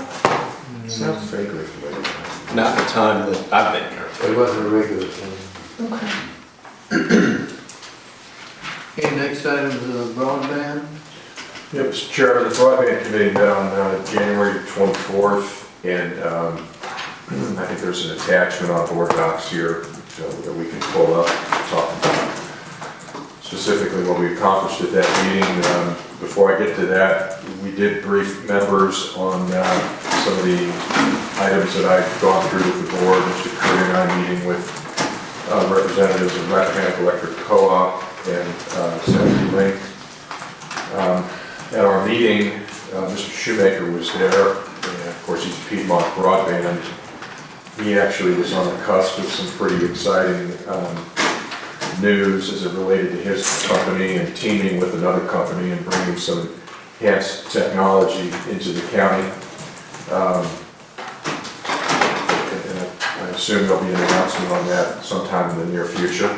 So there are things happening in the county, all to the good, as far as bringing more fiber in, bringing more and new wireless internet service provider technology in. And so what the committee got together to do in January was to revise its mission statement for the broadband committee. That's what you see before you here. And thanks to Margaret Bond and our committee who took the lead on this. I believe when there's a public hearing on the comprehensive plan, one of the broadband committee members will make a presentation or suggest that this be considered, as part of the comprehensive plan. Or am I getting that right, Mr. Curry? Is that February 20th, comprehensive plan public hearing at the Planning Commission. Okay, so there'll be an opportunity for the public to see this and for the public to comment on it. As you all know, there's already a placeholder, there's already something in there about broadband, and the comp plan is would look to update that. Our next, I don't believe we've set our next meeting yet. We do want to meet in February, at which time we'll tackle the revised proposed goals for broadband in the county, which follow the mission statement here.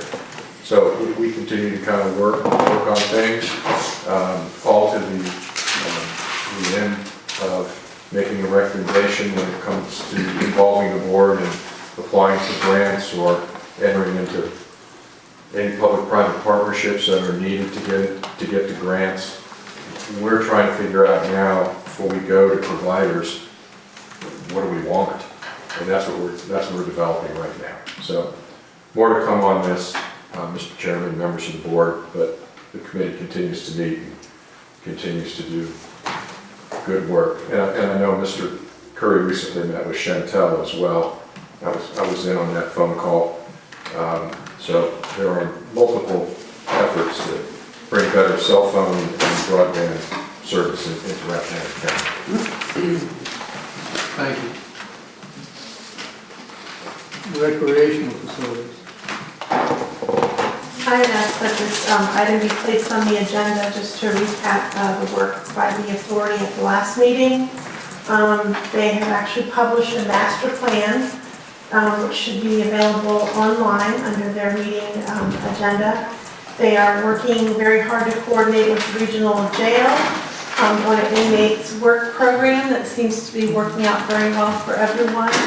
It was met with a lot of enthusiasm by the representative from the regional jail. And I think they had a work day last week, so things seem to be moving along very well. There's opportunity to get a lot of work done, which otherwise might be kind of challenging. They reviewed the pavilion rental agreement and have been working on their website, and they're getting ready to begin to organize the fire stackers for this year. Sign up for that. If it's not open already, it will be opening soon. Number 41, right? And they're encouraging people to enroll in groups so it's more competitive. So, trying something new. Do we get to split up the room for everything? I don't think it works that way. The next time the rules committees are on, and I didn't have a chance to meet. It was medical reasons. So, you have anything? No, I just, let's see, right below that, we have proposal to reestablish the finance committee, and that document, which I don't have a copy of, it's in here. There's a paragraph where it says that, in the event that we can't have a quorum because of one of the supervisors, that one of the other supervisors from the board could be asked to attend that meeting to establish a quorum. And I think, not that I look forward to any additional work, but we just basically put the rules committee together as an ad hoc thing so that we can try and fix chapter 30. So I'm suggesting that maybe we put together some sort of a boilerplate resolution for the rules committee so that it's a permanent committee of the board, because it looks like it should be. And we have a paragraph like that in there, so in the event that, you know, the two supervisors going forward, and you know, the next couple of years, one can't make it, one of the others can. You can appoint an alternate. That's what Mr. Curry suggested. Just go ahead and appoint two members and have an alternate starting out when you make the appointment at the beginning of the year. As I did some research on the rules committee formation, of course that happened when I was here, when I was putting together the organizational resolution to see how the appointments were made, and it was very clear and direct. The two of you are appointed forever. Forever? So, it didn't say that, but it doesn't say it expires, so it probably would be appropriate if there's a thought that the members would change over time and they can be selected as your organizational It meeting. should be right. Yeah. We didn't really know how much work we had to do, and I just thought that we could do chapter 30, the meeting part of it, and then maybe we could vote. You know, obviously we didn't look at making the rules committee a more organized unit, and we probably should do that.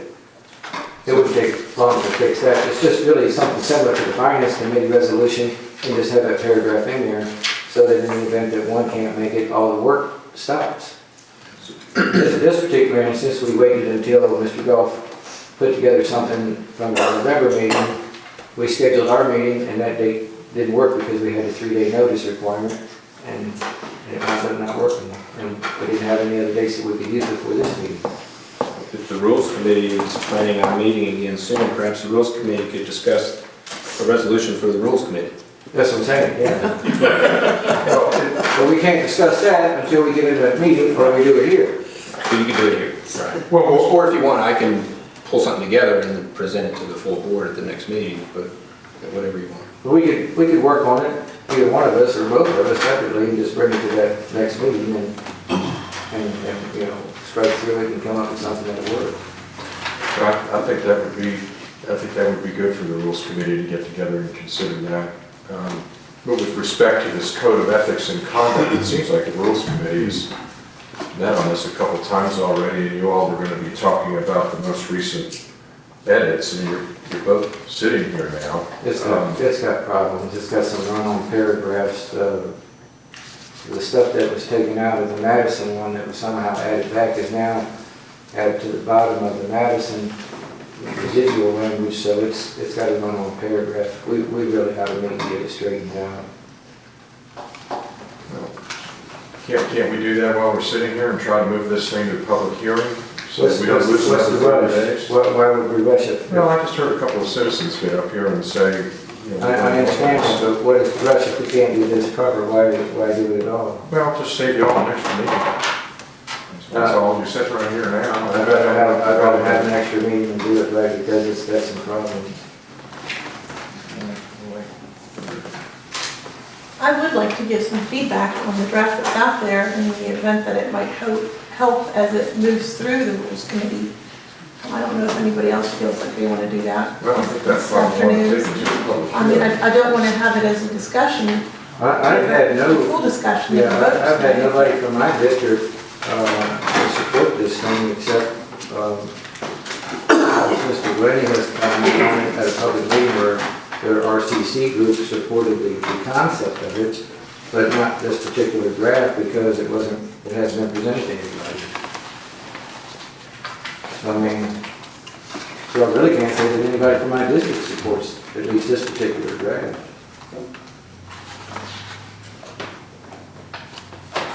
But, you know, I mean, in light of what's going on right now in Richmond, I think that, you know, due diligence is that we can at least have one more meeting of the Rules Committee, make sure that we get this thing right before we present it to the full board, and then we get your comments and input on it. Well, what do you think, Mr. Chairman? I mean, you're part of this Rules Committee. Well, I think we gotta spend more time on it and do what we can get done.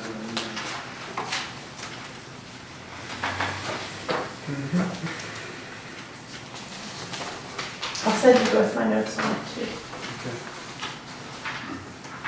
Okay, we can go to, I guess, old business, or But we're now on the, we don't need any more about the established finance committee, or do we? I think Mr. Frazier has some. Well, I sent a draft, we posted on the board docs here, and it's basically just a draft. I think Mr. Lisinski and I have discussed it. I didn't run off a copy of it, but it's the original document that I've changed somewhat, in that it's when it's first set up, we first set it up by 2 members and it had the districts, and then the next year it was the 2 different districts, and it didn't work. You know, and it didn't work because there was really lack of want for participation by some members, and it was also set up to where it wasn't a board committee. And I think it needs to be set up where it's a board committee, and it's not a necessary requirement that the board move those positions each year, because the way it was set up is that the board was always the weakest link of its own committee. And that's not a good, I mean, basically you've got staff running the committee. There's got to be a board committee. If it's a board committee, it's a board committee. So if y'all want to take a look at it, it's on board docs, you can look at it and forward comments, and we can work on it. I don't necessarily have to do the alter of this thing, I just thought I'd take it on and see if we can get this thing back on the road. Maybe forward to Thomas and Mr. Curry.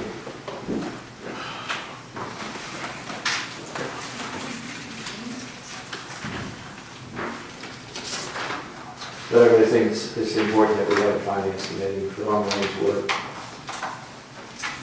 And it might be good to,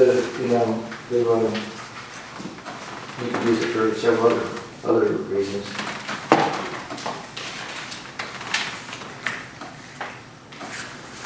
But definitely long range planning.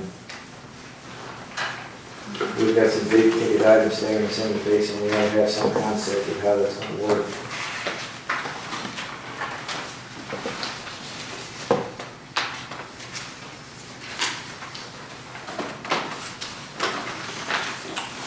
Now we'll go on to old business.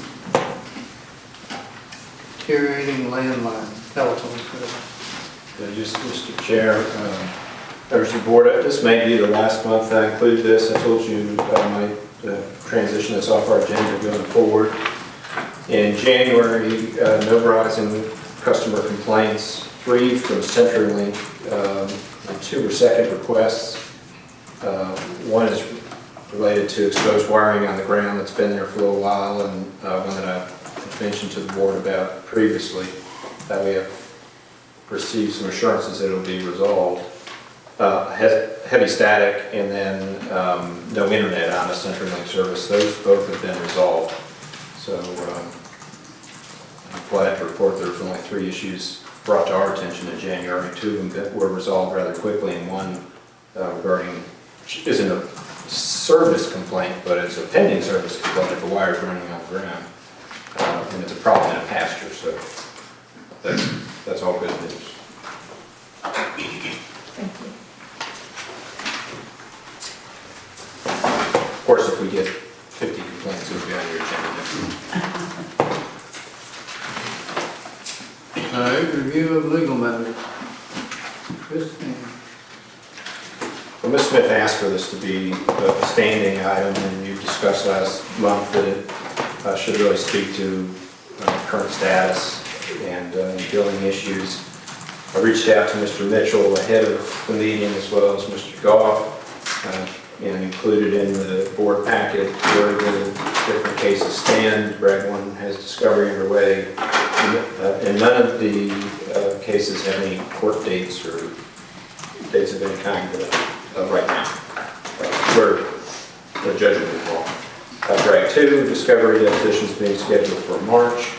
The Woolman case has an amended petition filed. Mr. Mitchell preparing responsive pleadings, and he says there'll be no activity until the pleadings are filed. And then sign it, Mr. Mitchell will be filing responsive pleadings by the 12th of February.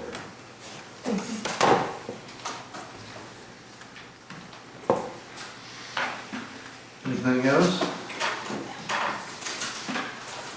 Okay, this is new business. Review and approval of contracts pursuant to RFP 1901. This has been in the hopper for quite a long time. We issued the RFP, I can't remember now, a long time ago. Received several proposals from interested vendors, engineering architects, engineering companies, architects, whatnot. And the building committee, as Mr. Frazier noted earlier, sought to group the firms into 4 main categories, those being waste management consulting services. That's primarily our need to continue with groundwater and gas monitoring. It's not something we have an option to do, and something we're not capable of doing ourselves.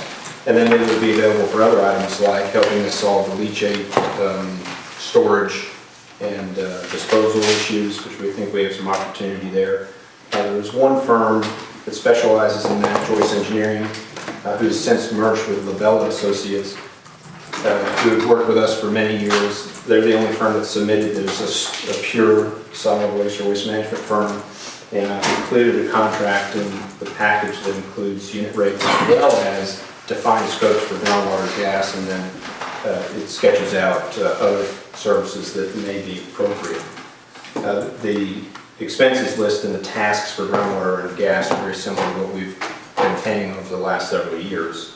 And we're in the most favorable position you can be for an old closed landfill relative to groundwater and gas monitoring, which is detection monitoring.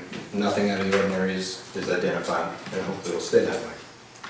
Let me backtrack just 1 second and say that I prepared a contract for a general contract and sent it to all these firms. Reviewed that general contract with Mr. Goff ahead of time to make sure we had all of the required provisions. The Public Procurement Act requires some provisions to be included. Sent that out and received a lot of comment back from the different firms, and modified that standard in some general ways for all of them.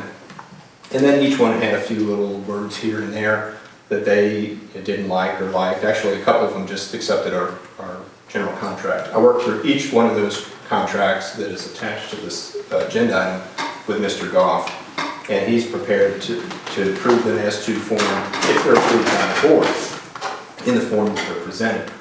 So with that, let me get back on track relative to the different categories. The second category was a pure MEP engineering company, which is mechanical, electrical, plumbing. There were two firms that submitted that were in this category.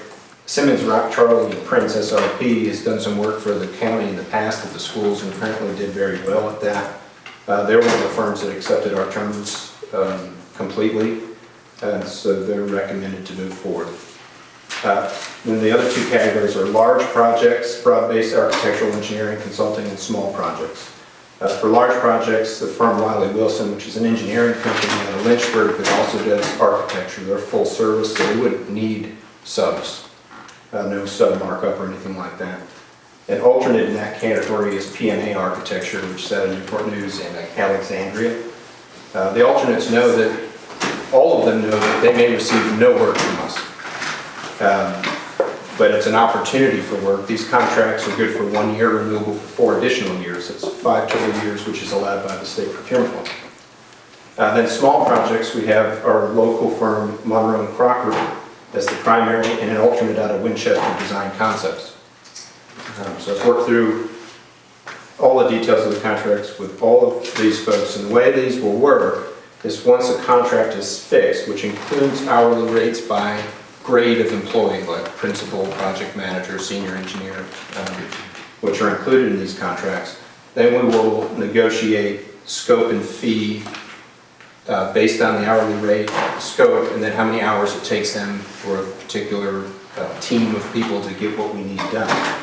The building committee can help with that process to make sure the scopes are exactly what we want, and if we seek a scope and the cost is beyond our control or our ability, we can narrow that scope down if we wanted to carve out some of the project or pick a different provider from our list. So this is really an opportunity to contract with a number of firms and then select the one that is best for the particular project that we have going forward. With that, I can answer any questions you might have. Did you repeat all that again? But you'll have to stay later tonight. Never gets old. What I've asked of the board is that you authorize me or the chairman, whichever you desire, doesn't really matter, if the board votes on it, to execute these contracts. Then we can start the process of moving on. And hopefully get some work done. I'll make a motion to authorize the county administrator, Mr. Curry, to authorize these contracts so that we can move on. I'll second. Do them all at one time? If you're of a mind to accept them all, then you can. If you want to not, then I would say you should clarify. Well, at the risk of having to listen to you go through even part of what you just did earlier, is there any reason why we would want to? It'd be my preference to have the most flexibility possible for the county, which would have the most contracts available to us. The rates seem... They're kind of all over the board, but you have to look at them. But if you group them by size of company, they're fairly close. Yeah, and if you look at, say, a Wiley Wilson, they're not going to hire any subs. Whereas the others are going to potentially put 10% markup, which is what's allowed in the contract, on a sub. So you have to consider that as well. So we have the opportunity to exercise our discretion in which purchase orders we issue pursuant to these contracts going forward. And if we don't like how a scope lines up with the number of hours required, which lines up with a fee, then we look for another alternative within the groups that we have available. So that's a long-winded way of saying it would be my desire for you to approve them all, and doing them at one time is fine with me. I'm sorry, Mr. Parrish made a motion, but I don't know if we had a second before he interjected. Mrs. Smith. All right, that's what I thought. Okay, so. I just want to thank Mr. Curry for making the effort, taking the time to get these contracts worked through with various groups. So I apologize it took so long. We've got a lot of work to do, so this is a big first step to getting some of that done. Thank you. Motion made and second. All those in favor say aye. Aye. All opposed, nay. Motion carried. Just a little bit more work. Something to do.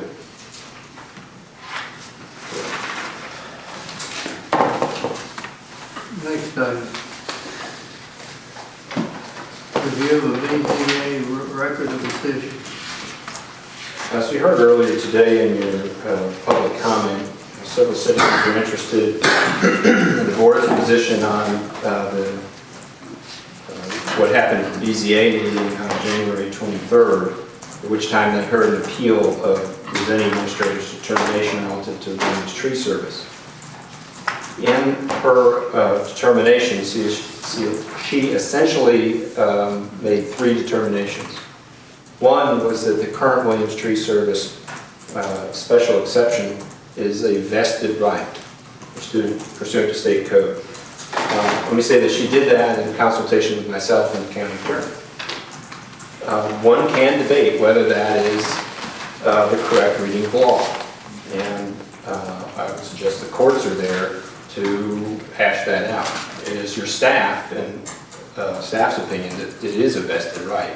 And I make that statement based on the fact that the process that a board of supervisors goes through when you issue a special exception is exactly the same as the process that you would go through if you amend your ordinance. It's a legislative act. You advertise a public hearing at the planning commission level. You advertise a public hearing at the board of supervisors level. You hear from the public, and then you issue a determination. That's the same process exactly that you go through for a special exception or to change the zoning ordinance. And so I believe that's why it is protected by state code to be protected. That doesn't mean that the decision that was made by the board of supervisors in 2007 and then again in 2012 was appropriate by the standards considered today. But in my opinion, it means that it is vested in rights, and you can't just take it away as a board of supervisors. The second determination that Ms. Summers made after consultation with Mr. Goff and myself was relative to the intensity of use. And the special exception that was issued in 2007, again in 2012, included several conditions on the use. And they had to do with setbacks from the road and the hours of operation and a number of employees, etc. All of those conditions are enforceable. There are concerns that the amount of wood that's there today, the hours during the day, that cutting and making big wood into small wood is way more intense than it was certainly in 2007 when the permit was originally issued, and perhaps more intense than 2012. But that intensity of use hasn't expanded beyond, based on inspections, beyond the conditions placed on the permit. And all those conditions are still appropriate to be enforced by the zoning administrator. The third determination that the zoning administrator made was relative to those conditions and whether there were violations at the time of her inspection, which I believe was November, I don't remember. She's going to come up in a second. The violations that were present at the time of her inspection. And so she reviewed all of the conditions that are currently in place, which were placed in 2007, modified through a public hearing process in 2012, which is what necessitated the public hearing process in 2012, and currently in place. And she found one violation, and that was setback from the edge of pavement needed to be 25 feet, and it wasn't. She wrote a notice of violation, and Mr. Williams corrected the problem within the time that she provided. So that I will ask Ms. Summers to come up and review with you her inspection, because there are concerns that there are currently violations at the site. And I would suggest to you, if there are, it is Ms. Summers' responsibility to investigate those and write additional notices of violation should she find any issues. If you could go through the conditions and your inspection, and then path forward on those inspections.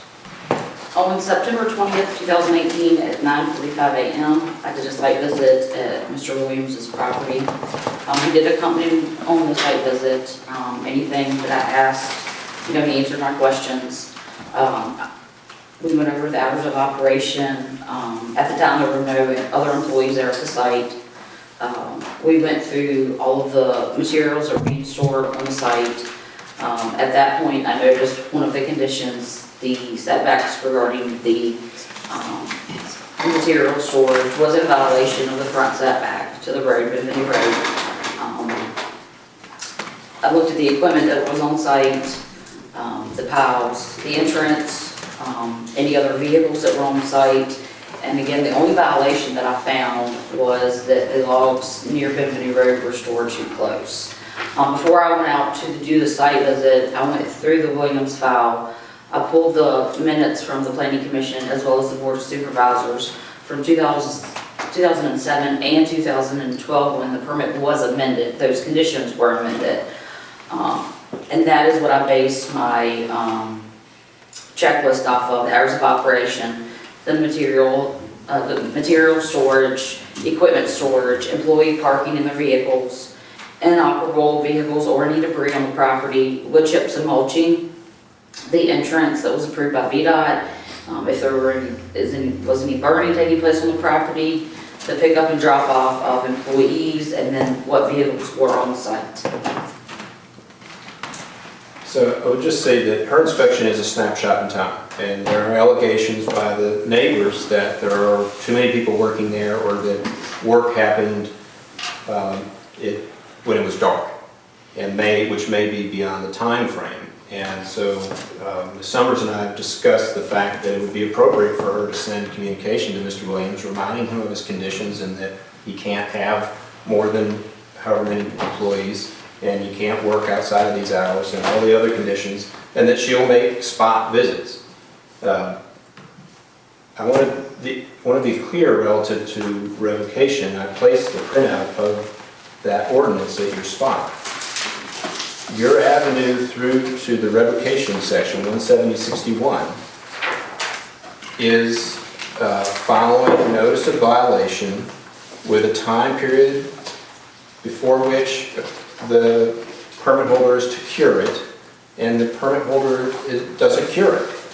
And so at this point, we've sent a notice of violation relative to one of the conditions, and there weren't the other issues present upon inspection. And these notices of violation have to stand up in court. It can't be third hand, I heard that there was 11 people there or anything like that. Michelle has to see it, or somebody willing to stand up in court has to see it. And then, we have to work that into a case. There's also been some question about 2-ton trucks and what that means. And Michelle and I are discussing this. We believe that's in the vernacular of the day and the time, and is used other places in our ordinance, which is consistent with the terminology like you hear for Army vehicles of a deuce and a half. This is not a truck with a 4,000-pound GVWR. That's her determination. At the BZA affirmed her determination that the intensity of use does not violate the ordinance. The BZA affirmed her determination that upon the date of her inspection that this site was not out of compliance other than the setback. And the BZA set aside the discussion of whether it's a vested right or not, based on the fact that they felt they weren't empowered to make that decision.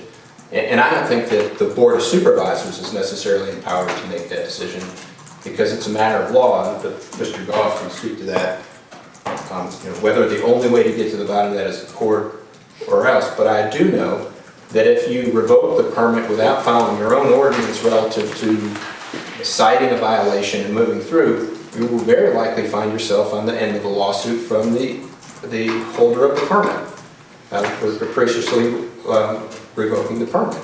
So it doesn't make the fact that the citizens along that road are displeased any easier to hear. You still have to follow the letter of the law. And the determinations made by the zoning administrator, in consultation with myself and Mr. Goff, are what they are. And we're happy to enforce the conditions to the extent we can, but we're somewhat limited in that at the time of day that we're there. Him knowing that we're watching the permit.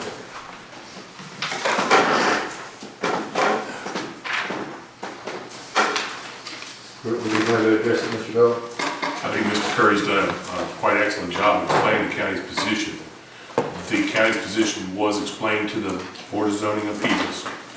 I believe that he's right that there is a vested rights issue, not only under the state code, but under our own code with this Williams permit.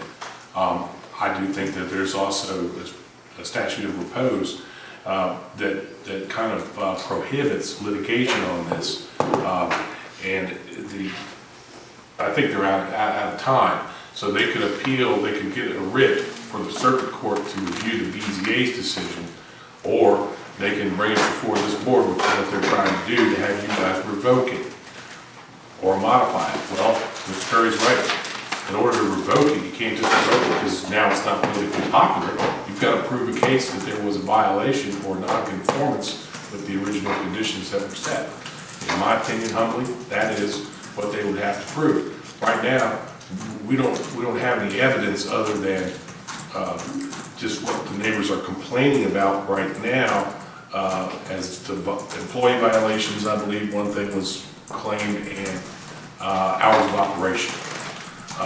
So I think the board would have to hear and consider that. It would have to be a public hearing. So noise, someone said in the gallery. So that if those were proven, then the board could take certain actions because they would be in violation of the parameters of the exception that you originally granted back in '07. But until there's a public hearing and notice to the holder of the permit, then I don't think there's any action that the board could take. If I could, under these statutes, it looks like either way that we would work, we would still have to give the permit holder an opportunity to comply with the provisions of the permit.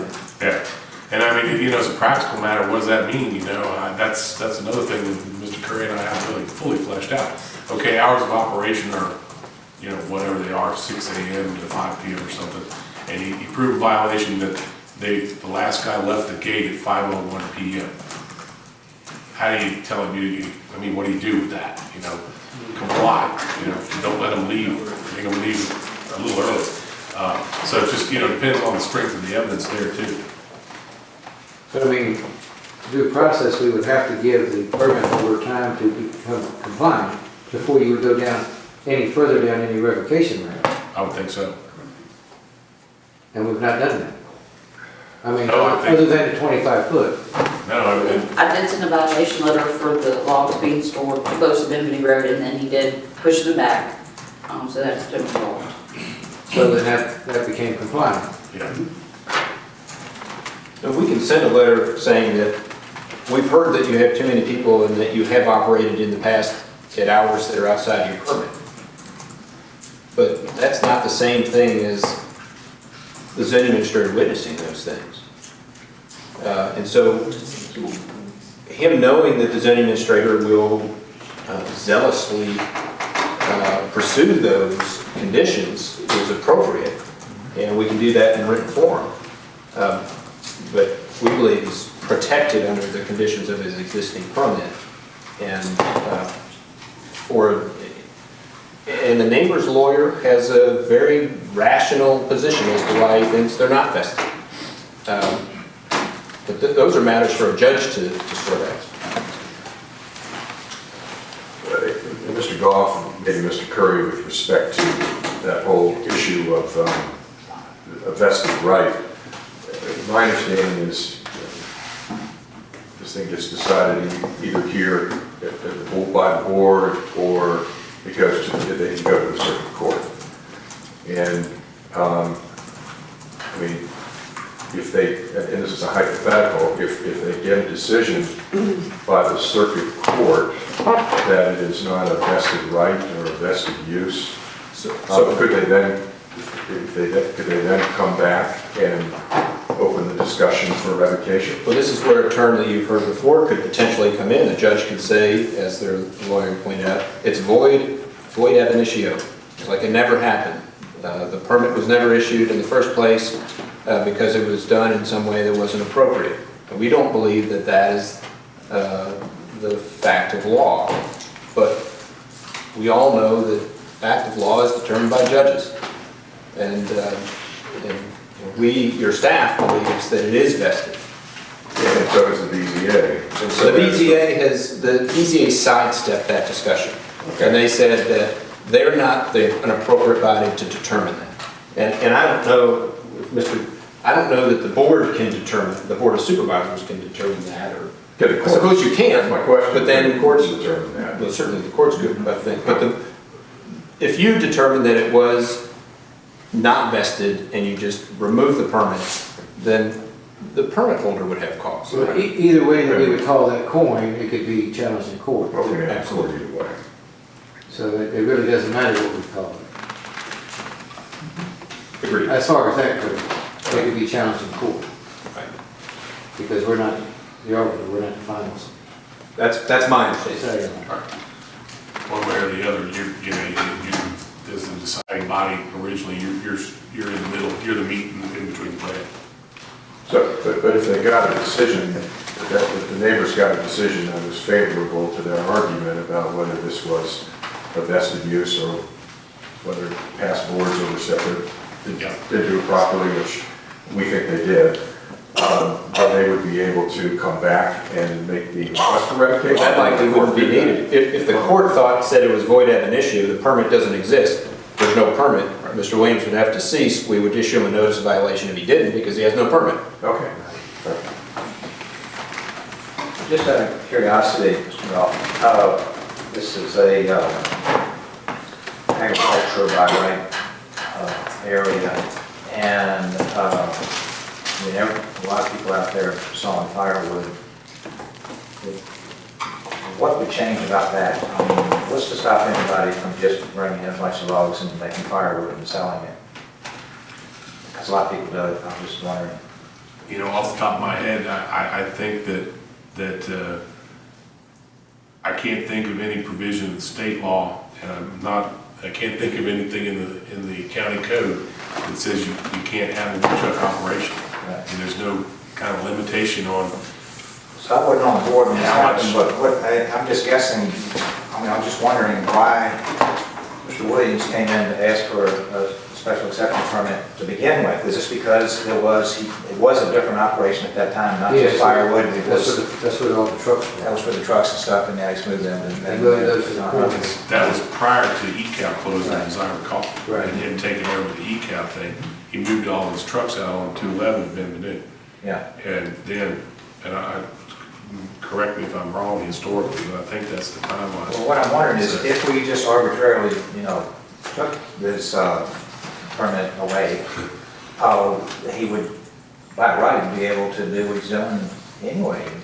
Well, staff hasn't completely considered that one all the way through. And before I would commit to an answer, I'd like an opportunity to look at that with Ms. Summers and with Mr. Curry. Yeah. Because it very well, I mean, you can look at this code book here and you can see where it says, you can't require a special exception for any agricultural by right. Right. Okay. So, if that's the case. Including possibly weddings. Very possible. Weddings. Oh, yeah, right. Yeah, as far as that goes. Then you're talking about horses with color. Okay. So, I'd be glad to prepare a memorandum of opinion if you'll give me till the next board meeting to do so. Well, we don't really need it unless, we get on the wrong end of the court scene. Right. Yeah. I mean, we'll look at it, I guess, what I should say then is I'll look at that and I should probably answer your questions in writing. Okay. So I just want to reiterate that that I understand the concerns of the citizens, and they don't like the intensity of use of that parcel. And that is distinct from whether they have a permitted right to do it. And so, you know, it's unfortunate that people that live along that area don't like current use. Yeah, but I don't know that there's anything that your staff can do about it other than make sure the conditions of the permit are enforced. And if in fact he's had many more than 3 people working there and that's what results in big piles of wood, well then we can chip away at that by making sure that he has the right number of people. But beyond that, we're limited.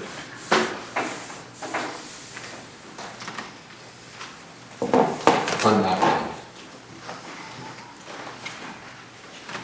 So we go on. And happy to take any direction. But wanted to make sure the board is fully aware of what the BZA did relative to the record decision and what they said in their letter, which are both attached. And the letter basically says there's allegations of compliance issues. The board ought to follow up on those, and if they're true, we should march down the revocation path. If they are cured. Yeah, the citizens did bring up the concept of the county potentially getting into brokering some kind of business modification or transaction to try to mollify the parties. That's a slippery slope. So, you know, that's an economic development potentially to help, you know, a situation that is not necessarily required by law, but any person in the community could seek to find a property that may be less objectionable to other people than the particular existing one. Whether the board does that or any citizen does that who happens to have a piece of property. The big question in my mind would be, would public dollars be used to do that? And that's a tough one, to put taxpayer dollars from everybody to solve a problem in one area of the county, and that's why you all make the big bucks.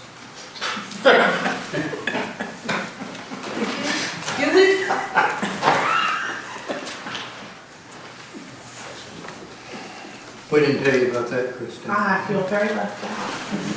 I just wanted to say that it was a very tough meeting to attend, the BZA meeting, and I thought both the public and that authority did a very admirable job trying to cover the topic completely, and I hope that we're able to do the same. Sorry? I thought they did an admirable job of covering, you know, for what I was able to be there for, the topic completely. And I hope that as a board we're able to do the same. Well, this board is able to do the same, is that what you said? The last sentence. That we're able to review it. Yes, Completely. thank you. Maybe review is not the right word because that is, that we're able to get all of the information. Which it seems like that's all falling into place.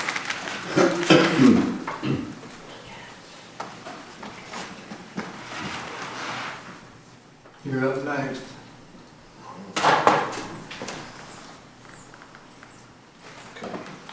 Well, so Mr. Curry, then this board is, it's not, it's telling neighbors they need to really go seek whatever remedy they're looking for in the courts at this point. I think that's what I heard the board saying. Well, staff understands that the board wants us to enforce the conditions of the current permit. And that's through means that isn't a once-a-year inspection. It's probably more than that, right? And so we will do that. And if the neighbors think that that's not adequate, then they have to decide what the next appropriate step is for them. That's what I'm hearing. And I think the other takeaway from the BZA meeting was that specificity, dates, times, activities, numbers are critical pieces of information for that document if there is an issue. Because admittedly, I didn't stay for the whole meeting, but it seemed like, you know, case in point today, 11 people were there. take a picture, document it, report it, you know. Well, we're not professional photographers. Well, we do have photos and we have, I don't think this is a two-way conversation, I'm just trying to be constructive and helpful. Thank you. Thank you very much.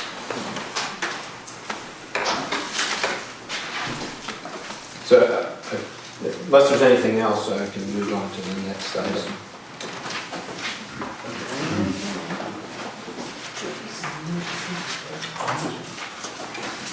Thank you, Michelle. So the next item is county administrator update. The first item is the zoning matter, just reporting out to the board and the public of the inspection that Ms. Summers and I made on the 29th of January at Capielli Long property. We're in the process of digesting all the information that we received. There's many photos that we're taking of many vehicles and many license plates, and so we're digesting that, and we'll be working with the county attorney to press forward on the path that we've told the board that we are. I've already provided the board notice that's required by 170-125 of your ordinance that we're planning to take legal action, and staff needs to provide you 30 days, so that's occurred. We put anything under 170-43, the solid waste? 170-143 solid waste. Well, I'd rather not get into the details of strategy, not at this time. Okay. Second item is also zoning, is the NPEA relative to some travel trailer hookups that are at their property, that group is under a consent decree by the court from way back in the 80s. In addition, they have to file a zoning. That consent decree basically said they can't have the travel trailers unless the zoning ordinance changes to allow them to have it. The zoning ordinance has changed to allow that sort of use with a special exception. That group has indicated that they are planning to submit such an application. That said, the location of the travel trailer connections is in a location of the property that was not allowed pursuant to the consent decree, and the zoning administrator is specifically empowered by the consent decree to enforce it. So the zoning administrator has sent a letter telling them they need to remove the travel trailer connections in that area of the property. And we will, of course, accept a special exception should they submit it, and if they propose to put the travel trailer connections in the area of the property that the consent decree allows, then they will move through the process as a complete application, which would go to the Planning Commission for review, potential consideration for recommendation, and then on to the Board of Supervisors. Is it the special exception? Yeah. And on to the Board of Supervisors. So that's where we are in NPEA. She did provide a date certain that an inspection will be made. Although, as I've indicated to the board, I'm sure if progress is made toward abating the violation, the zoning administration will work with them relative to the time. Next, library board attended my first meeting, and at that meeting, the library board voted to have the treasurer invest all of their fund balance dollars that are currently invested in other areas. So that process is in course with the transitioning of those dollars in a way that is legal.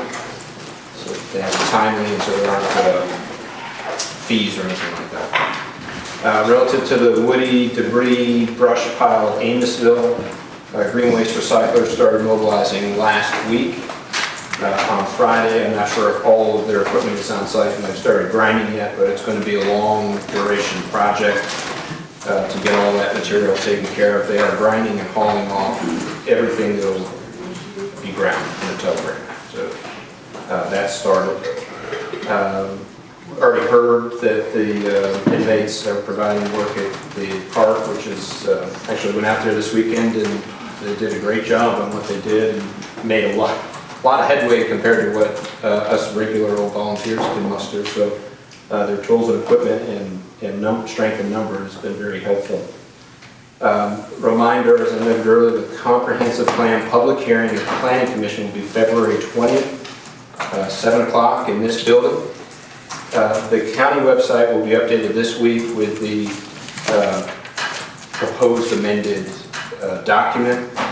The proposed amended document is on board docs already and under the Planning Commission's last meeting, but this will be on the county website to make it clear and easy to get to for anybody once they click on the comprehensive plan selection. The RFP for professional auditing services was released and closed. We received proposals, and Ms. Nick and I are reviewing those. If a member of the Board of Supervisors would like to join Ms. Nick and I in reviewing those, just let me know and we'll loop you in. This is going to be a quick process. We need to be under contract by April, but I'd like to do that sooner so we can get the fire audits underway. Harris Radio System. We are working out all the details to figure out exactly which mobiles and portables we need to purchase before the system goes live. As you're aware, there was $421,000 appropriated for radios, which is 50/50 grant dollars that we've already placed an order for. We'll be asking Harris to release that order any day now, now that we've gotten close enough to the go-live date in our extension to March for that grant. There are additional radios and pagers that will be needed. The board appropriated $100,000 in the budget to tackle some of that, and there are other potential sources of funds to further provide for our need in the fire services fund, whether that be their contingency or emergency grants. And you have your own contingency that could potentially support some additional purchase. So we're working through all the process of determining exactly what we need and what the cost will be, and then I'll come back to you. There is an outside chance that I may want to push that quickly this month, and if that happens, I'll reach out to the chair to ask for a special meeting. I think that probably won't happen, but I just want to make sure you're aware. And then lastly, we talked about HB 2364. We heard about it from Mr. Irwin, and that legislation adds one word to the existing things, but changes a few things, but essentially adds one word to the existing code of 3.2/6400, which is a definition section in agricultural section, for the definition for agritourism activity, and it adds to a long list of items weddings. That is problematic because in State Code 2288.6, agricultural operations local regulation of certain activities, item A is no locality shall regulate the carrying out of any of the following activities in agricultural operation as defined in 3.2300 unless there is a substantial impact on health, safety, or general welfare of the public. And the first item listed are agritourism activities as listed in 3.2/6400. So unless there's a substantial impact on the health, safety, or general welfare of the public, we have to allow weddings. Now, there have been plenty of special use permits or special exceptions, depending on how they flow through, for local properties wanting to be event venues. And one of the things event venues like to do is hold weddings. This would preclude you from it requiring special exceptions, special use permits for weddings, if it were to pass. So it's been modified in committee already, I think to our detriment. The original language restricted to 12 times per year and not more than 250 guests. That was removed in favor of just saying weddings. So if we get to the end of the meeting, if the board wants to take a position on that, we can forward something on to our representatives. That's what I have in my update. Bill, Do we have a firm count this time of the number of radios?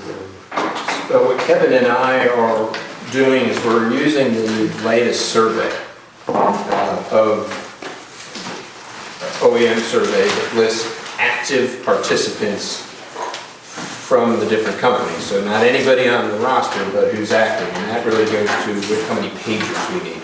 Pagers are pretty relatively cheap. And then as far as mobile radios were covered by the grant. Portable radios, the best practice there is to have one radio per seat for your equipment of anybody who's likely to strap on a bottle and go into your building. And so that's the area that Kevin is really fine-tuning right now to make sure that we have the appropriate number. That's not to say that we couldn't start with a lesser number and grow that number later if we wanted to, but then it gets into a standard of care, and the last thing I would want to have happen is somebody who needs a radio for a public safety purpose when a truck rolls out the door, not have it, and then something bad. So we have to balance that standard of care with availability of dollars, and then make the best decision we can for the public. So we'll make sure that it's very clear the source of information when we bring a recommendation to you. That'll come in the form of approval for the purchase because of the size to the board, as well as if there's any procurement or purchasing requirement that's needed, whether it's might be a state contract. Right now, most of it would be off the Harris contract that's already approved with the rates and everything. But it would be a change order which would come to you to approve that change order. And we still need to do a little cleanup, like we haven't officially approved the change order to add a second console, even though the board funded it in your budget. So we'll clean all that up. So the answer to the question is one. It's maybe, yeah. It's how do you define the standard of care? And we'll do the best to provide enough information and make a recommendation, we being Kevin. Thank you. It's kind of like Groundhog Day for me because I did all of this before in Boston. That's my son's birthday. That's a fact. Commissioner revenue letter of intent to retire. As board members are aware, the Commissioner Revenue submitted a letter to you, which is included in the packet, of her official intent to retire. She's also specifically referenced the portion of Code of Virginia 24.2 to 28.1 that states that her highest designated deputy would take over between now and the next election cycle. And she has so designated one of her employees to be her highest ranking deputy. That deputy also has to live in the county and be able to vote and all those things. And I'm not sure if that came into play. You'd have to talk to her about that. So she's written the letter. The process will be she'll retire in March. Her highest ranking deputy will take over. And then in November, whoever is interested in being on the ballot will be on the ballot. Comcast. Programming change. I guess we could speed it up. Yeah. Another month and more changes on Comcast, just sending that along for information by the public. In addition, I received a letter from the USDA regarding the unedited goose population program that they have. Apparently, some areas have major issues with Canada geese, particularly at parks. I don't know that we have a major issue, but I passed that information along to the board and the public in case they have a major goose issue. Then in your packet are the building permit report, the zoning administrator report, and VDOT monthly report. That brings us to the end of today's session. So we will recess until 7 p.m. Sounds good. So everybody else has got the motion. Everybody in favor of that? Well, let's go to recess.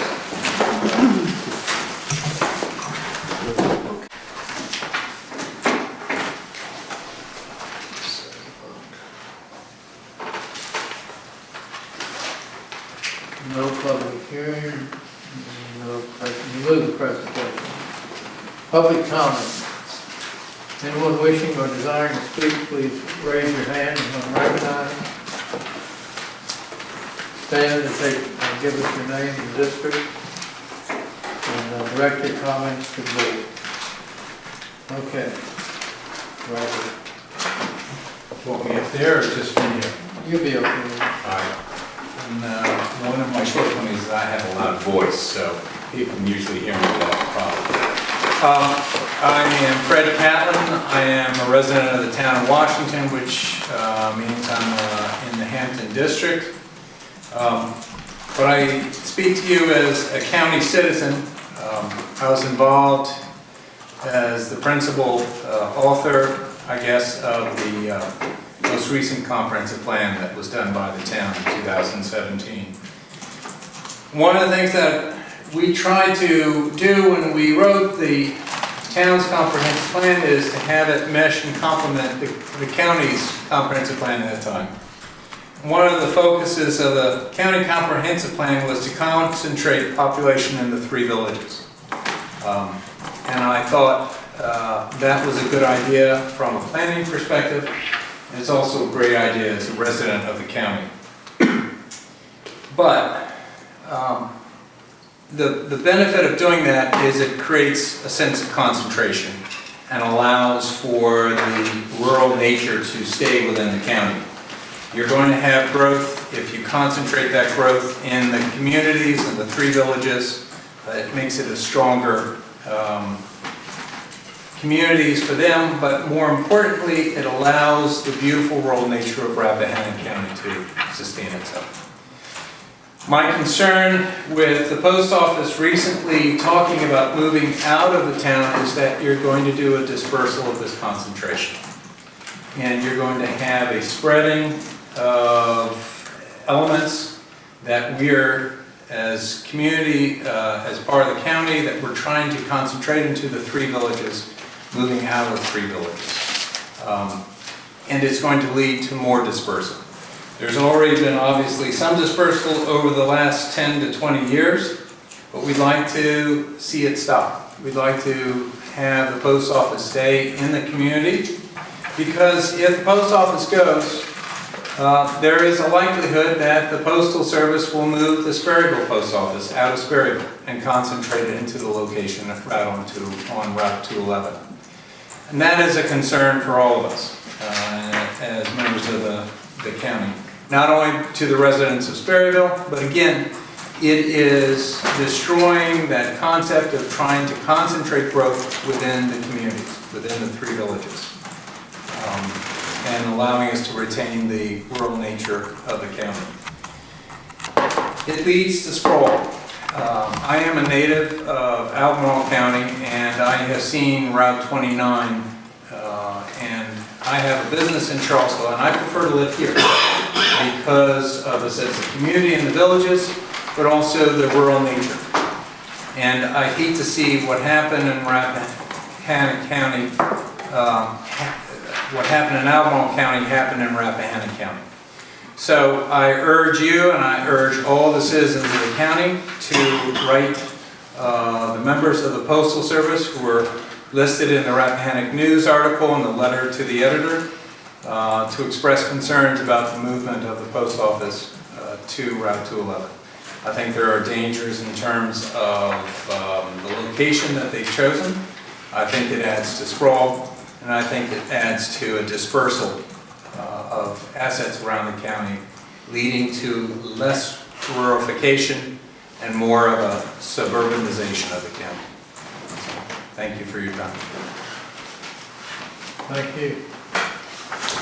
Anyone else care to speak? Yes. Well, will there be a comment period near the end? Is it? It's not on the schedule or the agenda. Okay. Well, We've got good manners. it leaves me in an odd position because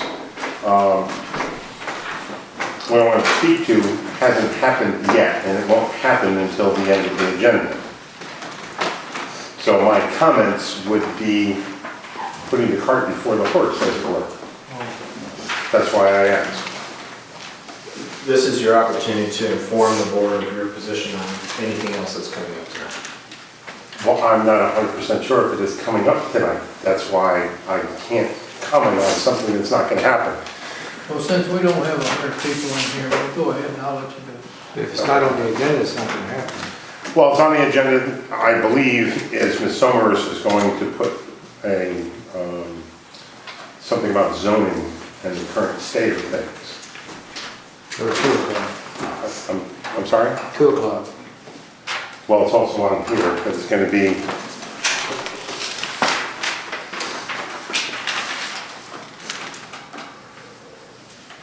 We're on item S1 right now. We have T1 and 2 and U1 and 3 and 1.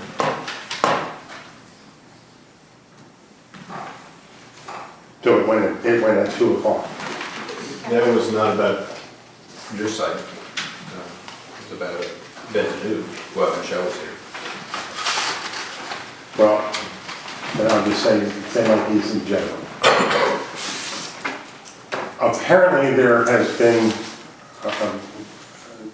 obviously you know who I am, John Capioli, I'm in Mr. Lozinski's Hampton district. I live on 211. And I've been the subject of a number of inspections. I've been part of a lawsuit that you all were involved in, and now you're thankfully uninvolved for the moment. And I say that for the moment because unfortunately there's another lawsuit coming. And it's going to involve all of you. And I apologize in advance for this, but we're being left with no choice. We have been the subject of a series of articles in the newspapers. Today, apparently, it was picked up by the Virginian and distributed through 6 million subscribers. And I've been getting emails from a number of people all across the state, including a number of attorneys that have offered to come and help. And we're going to be meeting with some of them soon. This has led to, now I'm going to get another inspection on Monday from the county about land disturbance, which is nonsense. However, I've got another letter today in regard to vehicles that we have registered that there's a value discrepancy now with the tax department. And it's getting out of hand. I've been more than happy, more than willing to work with the county with this all along. Ms. Somers had given us a clearance back in June. Mr. Curry asked her if she was going to give us a letter to that clearance, and her response to Mr. Curry was no, even though she had cleared it. This clearance was questioned by Mr. Frazier and a number of other people, and it has led into a lawsuit. So now there's going to be another one. So that's why I was here. I won't get into all the rest of it because it doesn't need to be publicly put out there. It's already been publicly put out there. Mr. Curry came and took pictures. Within 2 hours, these photographs were in the newspaper. I don't know how I filed for a FOI, and it takes a week to get. Apparently the newspapers can get a much faster response time than I can. I don't think that that's fair, and I think that seeing as you're his boss, that you should be aware of the fact that things don't go the way that they're supposed to go. I don't know why that has happened. Only Mr. Curry has the answer to that, and Mr. Curry, I'm sure, will have an opportunity to give that answer. Thank you. Anyone else here to speak?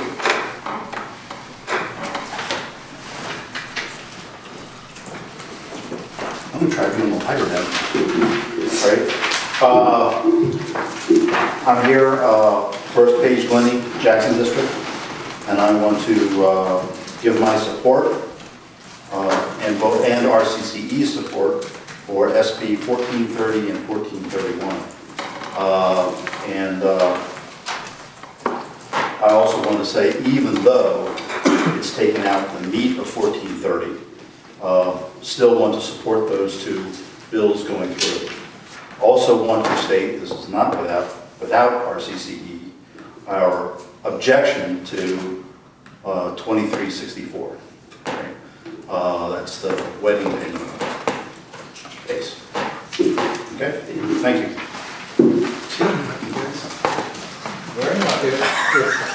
Mr. Curry gave us an update as we came in. I think 23, whatever it was, 64 was killed today. Cool. Well, you know, I was eating dinner. I wasn't eating They heard we were coming. It was close. It was 60-37, I think.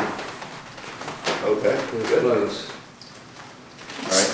And I know 1430 made it through the Senate today or yesterday. I forget when it was. All right. I don't know if 1431's got had a committee yet. I don't know. I didn't check LI yesterday. If the board would like, I can comment on the photographs. It's the only thing I Please, have personal knowledge of.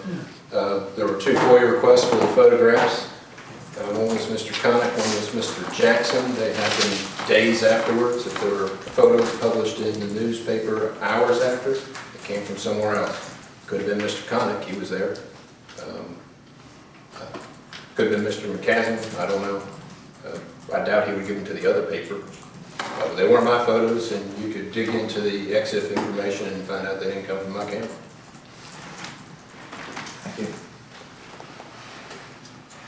Anyone else?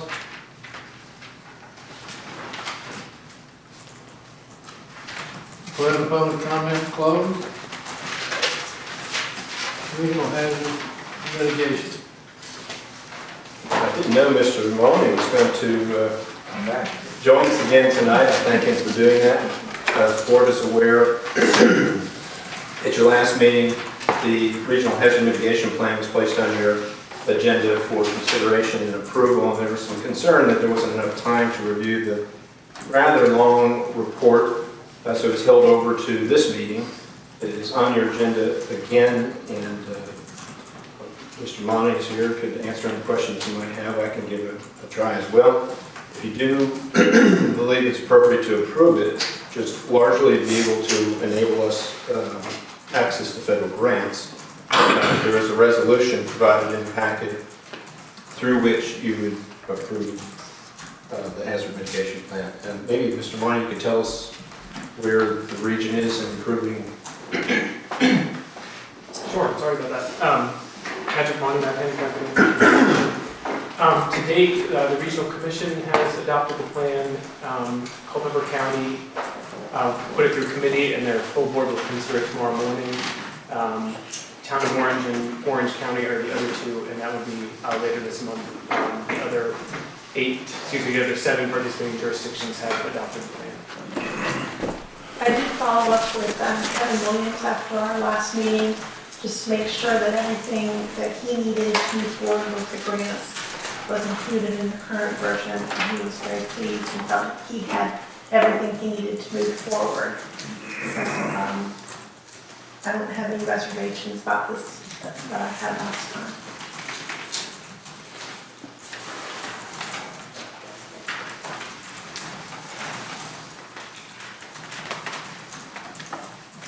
So, the town of Washington, they don't have a representative on the regional commission?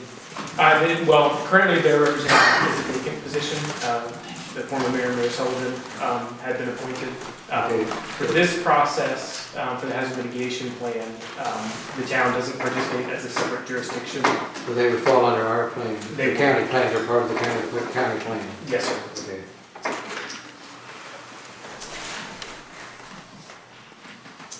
So there's a resolution in the packet to adopt the 2018 Rappahannock Rapidan Regional Hazard Mitigation Plan.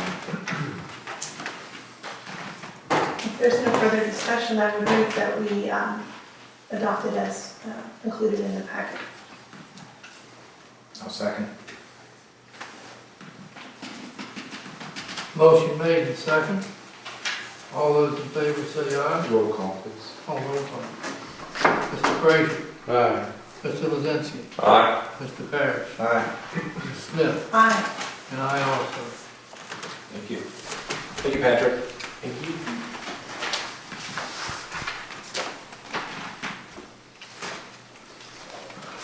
Okay, next item is the review of Rappahannock County Administrative Actions Report. Ms. Smith. I had requested this be put on the agenda during the last meeting, and with the amount of work to be done on it, including updates to the progress we have made on a number of items, I think we decided that it was best moved to this agenda and looked at as a discussion item so we could review the things that have been accomplished and also look forward to prioritize the things that we need to do. And Mr. Curry was kind enough to follow up with a document as well that outlines everything that was left in the exit report and give us a status on all of those items. It's very encouraging to see everything we have accomplished. And the standouts for me, and what we need to do still are largely personnel related. And I just am hoping that this is an opportunity to look back and also look forward how to move those pieces into place as well.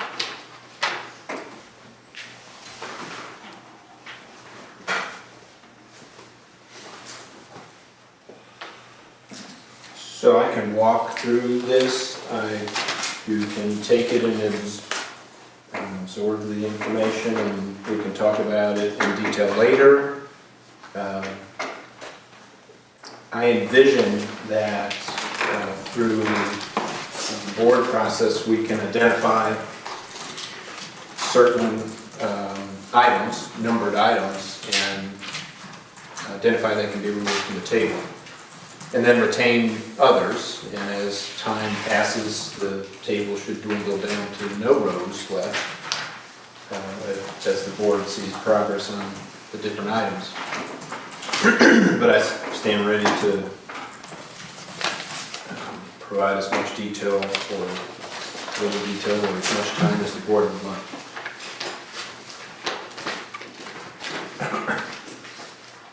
Well, in no particular order, Mr. Curry, number 17, do you have any updated opinions since you and your staff has been digging into this about the unresolved issue of the lack of a finance director? Do you have a much bigger year when you kind of work through this? Do you, these responsibilities fall on you, which detract from available time for other duties? Right. So, as we're in catch-up mode, it's a little bit harder, right? And it may take longer for things to get done. I think if and when we get to the point where we're just keeping the flywheel spinning and doing a few extra things now and then, it's hard to justify a whole nother person. I say that as long as the treasurer is providing the services she's providing, which are outside the typical duties of a treasurer, which is great. But she could decide tomorrow to not do that, or a new treasurer could come along through the normal process and decide that they're not going to do that. So some caveats there. I've documented those in the tracking table. So I would not advocate at this time to bring in another person. And anytime we have a transition of staffing, I would think we would reevaluate what openings there are and how to fill them, and whether it makes sense to do it in a different way. I noticed that just like not 1099, but the W-2 form or whatever it was, it's 1040 tax purposes. You have an outside firm that did that. Or maybe the state does it. I'm sorry. The form we just got for tax purposes. Oh, the 1095. 1095, yeah. or your W-2, or Yes. your earnings. Yeah. ADP issues the W-2, so How that much takes of a that could lot be- of work from yeah. Lauren. Right, so I was wondering how much of that we could source out and. Payroll's tricky. You think, I well, know that's- several small businesses that do that, However, every couple of weeks it's changing.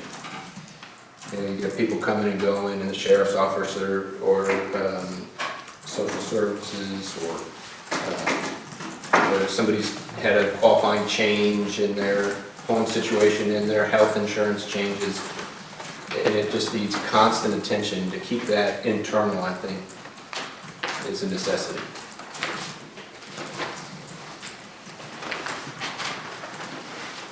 With, in terms to the extent we have, ADP does all the heavy lifting of, with their online system and all that, but you get, what goes in comes out the other end. As the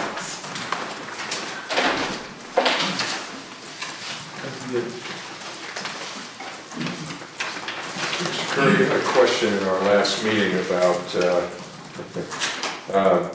topic of the consent agenda, which is number 19 here, I think, and your response, or 18, and your response was, please, one thing at a time.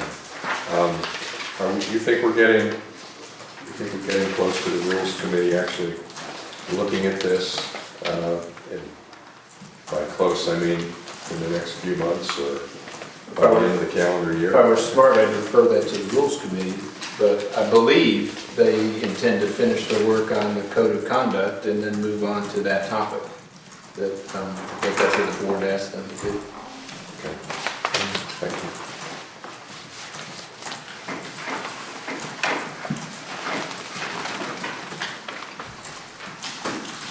I think if you could keep this penciled in for next month, I mean, I wouldn't want to see a night meeting just for this, but if there's something on the agenda that will be accurate, I think that we ought to be.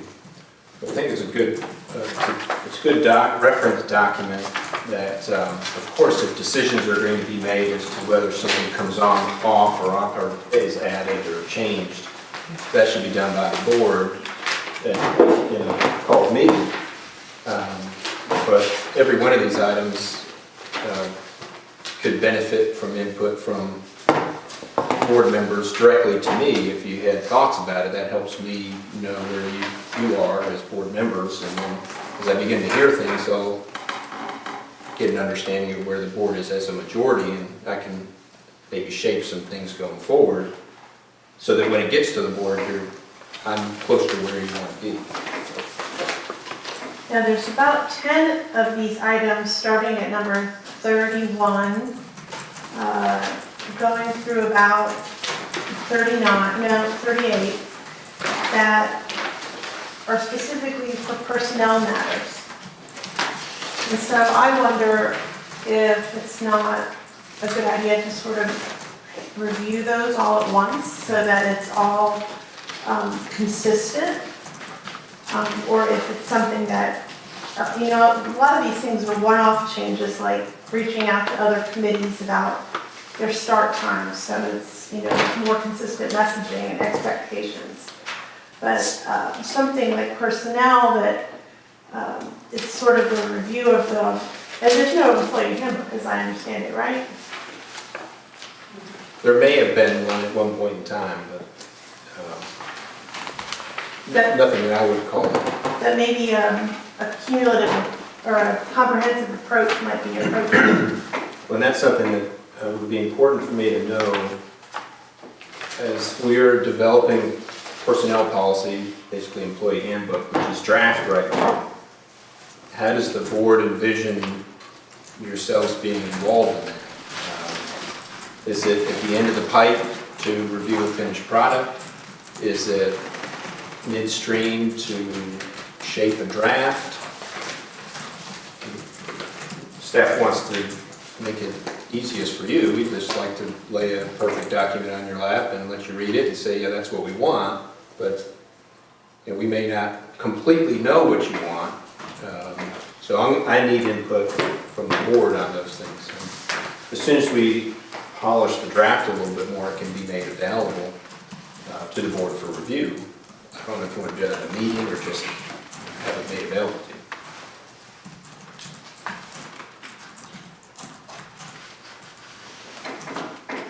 But as Ms. Smith says, there are a lot of things that stem from that personnel policy, updated. Is May working on some of this? So- Oh, yeah, and she has a draft essentially done that's sitting on my desk to review. And there are some areas that we need to reach out to experts to make sure we're following best practice from a liability standpoint and state law standpoint. Do we need to hire an outside consultant to help us out? That's one avenue that we can do. There are plenty of firms out there that specialize in that area. I mean, it was pointed out that we have a lot of funds in the supervisor category that have been, underutilized, maybe available. I think it was a bad place to be in, but a smart use of money to pay somebody to do the back minutes for us. I appreciate Ms. May has a lot of duties and responsibilities already. I mean, I don't know how the board members feel, but she there's is a lot of professional personnel consulting groups out there. Right. We've worked with VML already to review what we have, and so they can provide input, and they provide that as a service, but it's not comprehensive. Having a company like that review your job descriptions and things like that, and your specific policies relative to grievance or FMLA, FLSA. It's pretty important. Mm-hmm. Yeah, you don't want to mess that up. Right. And from a legal perspective, would that be something the county attorney, Mr. Fox, would you be comfortable reviewing all that, or do you think that, we would need outside counsel for that? Just to review the policies, yeah, I can do that. Okay. So I don't want to speak for everyone here, but I would think it would be helpful to see the document as it's being developed, so we sort of know what's coming. If you're building a wall, you start at one end and know where you want to end up. You don't start building the wall from two different directions and hope you end up at the same spot in the middle. So I would hope that, if we could see a draft and also maybe get some feedback from Ms. May about her workload and whether she feels she needs assistance on this project. She and I talked about that, so her focus would be on the expertise side.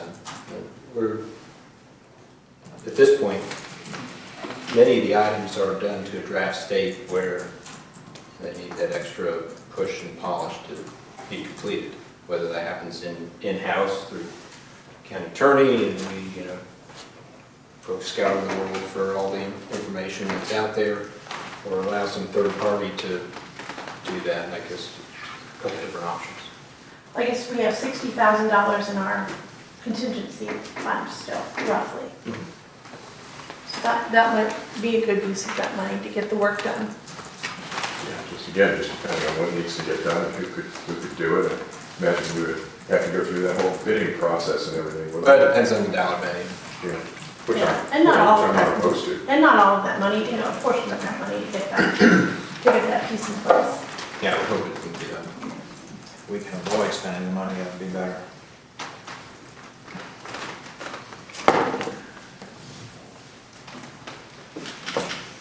So perhaps for now, we'll polish what we have and make it available to the board. And then based on that, decide what next steps are. I just want to make sure that the things that were left for us, sort of our checklist, that we've addressed the areas of concern, and if not, have a reason why we haven't addressed those. I also suggested that the Rules Committee can play a role in this if you wanted them to. Instead of the full board getting bogged down in a policy, you could refer to the Rules Committee, but you could make a bid specifically for personnel. You could do none of the above. I think it's something that we can do, but I think we probably ought to take a stab at making the Rules Committee a permanent committee where it has the ability to meet with, not running to the quorum, not running to the quorum issue again. I think that's probably probably the second most important thing, we maybe fine tune this code of ethics to see if the board actually wants to adopt it. And then to second action of business would be a resolution to the actual creation of a long-term rules committee. And then that rules committee can do some work. What about the county website?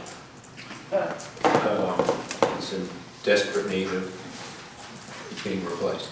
I thought when I was reading through FOIA a few months ago, isn't it mandatory for there to be like a FOIA access option on is there one on the front page? Yeah, under notices and documents, there is your Freedom of Information Act, Rights and Responsibilities document. That's required. Okay. There are a few other things that are required on the website that need some attention.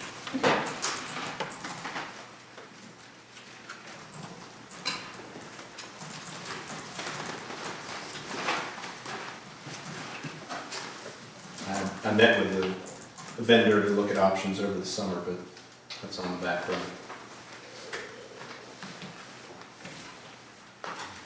Well, that's all I have on this particular agenda item.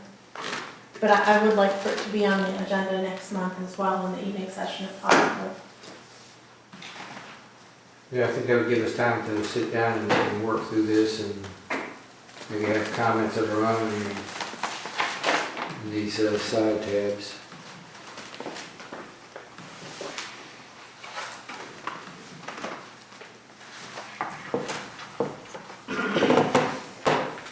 This has been a very helpful exercise.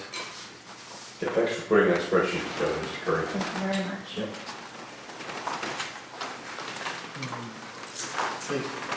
Want to do business? Yes. I think you've already covered something about the. Talked about it. So the next item, Mr. Frazier requested this item on the agenda, and I'll let him introduce it if you'd like. Right, I became aware that these two bills, after they were introduced, mandatory training for both FOIA and COIA, introduced by our state senator Obenchain, and I thought that, especially since the board seems to be, let me word this properly, especially since the board seems to be being pushed into adopting this code of ethics, that we might ought to also want to support a more sensible state code as far as both FOIA and COIA is concerned. And I wrote up that you'll see that there's two versions of this. One of them is a resolution with some typos, and the other one is one that's a little bit cleaner, and I hope it doesn't have any typos in it. At least the editor didn't tell me about any typos in the second one. So I would, if the board would like to discuss it, I would put it in the form of a motion. To adopt the resolution. To adopt the resolution, yes. And it's for both bills that were introduced, the same vote change.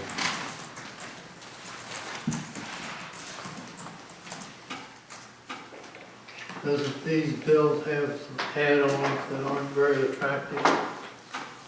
Well, I don't think so. As a matter of fact, I think there was something that was taken out by the Rules Committee, and then it was approved to be processed forward. Yeah, Dual office holding was cut out of it. I think Mr. Obenchain took it out before it went to the Rules Committee. I don't know, I wasn't tracking it. But at any rate, I thought we just heard they voted on it already. No? Did somebody just say that? I pulled up the latest on the screen for each, and it's working its way through. Well, either way, they still got to go through the crossover over, it has to be approved on both sides. They're both appear to still be active. So I do have a question on something that's in 1431. Mr. Goff, you might be able to help me out here. It's in paragraph C. It looks like there's some language added in italics. If that's italicized, is that language that's being proposed to be added to the existing? Yes. Okay. You mean, however, if the petition? Yeah, if the petition or the affidavit supporting the petition for mandamus or injunction alleges violations of the open meeting requirements of this chapter, the 3-day notice to the party against whom the petition is brought shall not be required. The big distinction there is the open meeting requirements as opposed to the records. Right, so the 3 days still applies to the records portion of the document, of the act, and then it's excluding out the 3 days in this particular situation. There was a crazy quirky thing in the statute where if, in the case we had here in the BZA had, which the BZA, come to find out, they can't even schedule a special meeting. All kinds of bodies can schedule special meetings, but BZA is not in the list, so it appears that they can't even do that. But they scheduled a special meeting without the 3-day notice, and when they were asked to not hold that meeting, they wouldn't cancel it. So then, the way I understand it, Mr. Connick took them to court. I wasn't in the courtroom, but the judge said that he didn't give them 3 days notice that he was going to take them to court. And he said, well, Your Honor, I couldn't give them 3 days notice to take them to court because I didn't know that they were going to schedule an illegal meeting until after they scheduled it. So that's a quirk in the law. It's no way for it to work properly. So that's probably why that's in there. That's maybe one of the reasons. You can't schedule something and then give somebody 3 days notice that you're trying to stop them from doing something that's not proper. And for all intents and purposes, we're not the tail wagging dog here anyway. I mean, if this thing goes forward, we would be compelled to follow the statute anyway, which, whether we support it or not, I think we should go on record as supporting it. It's very hypocritical for us to say that we want to support this doctored version of the Madison County Ethics Code, but we don't want to support a better Virginia FOIA or FOIA statute. Well, I agree that I have no problem with the training aspect of these bills at all. In fact, I applaud it and I support it. I don't think, however, I think this in our code of conduct, code of ethics resolution of this board is almost kind of like talking about apples and oranges. It's not a quid pro quo. We have one, therefore we need another. I don't understand that link. But I just want to make sure that certain individuals' rights, if that's the right way to put it, are not constrained or restricted by something from Richmond. With this 3-day language, that's why I was wondering if Mr. Goff had a thought on it.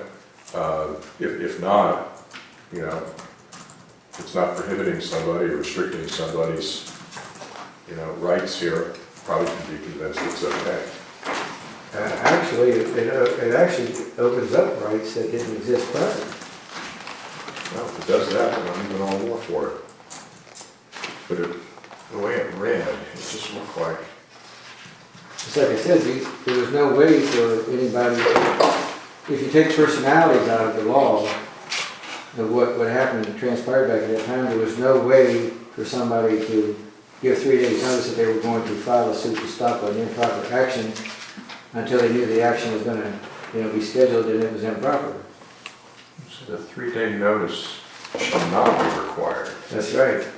So the 3-day notice wouldn't be required anymore. Not to have a meeting, but to notify that they were going to try to stop you from having an improper meeting. I see. which is hard to have an improper meeting. Until you schedule it. More than 3 days out, you wouldn't know it's improper. Right. That's the way the law was worded. That's what the way I understood it's what came out when the judge said That's the way the law works. So this is trying to take care of one of those problems with the law. It's one of those things where we just talked about that earlier before the meeting. They're so busy down there, they rush from room to room. Something made sense at the time, but they only got 45 days to get this right on both sides and get it before the governor. And then they realized you have to, the practical aspect of it is it don't work. It's kind of like the school budget. State law says they got to hold a public hearing, but they don't have to have a budget to present to the taxpayer. That probably made sense at 10 o'clock one night, but it don't make a bit of sense out here when the rubber hits the road. But that's the statute. So the locality is going to pay for this training, correct? Or is it provided by the No, it's by the provided, state? it's provided by the FOIA Council and FOIA Council. As the bill is currently structured, and the fiscal impact statement includes the costs, some costs for those bodies to bring in more warm bodies to do this training. What about attachments? You got them there? Attachments. To, yeah, we're clean from that standpoint now relative to what's been substituted, but still has to go through crossover and is yet to be fully voted on by the Senate. So that'll have to happen by tomorrow. And then we'll, Let's go ahead and vote on it. we only have a motion, I think. I'll second.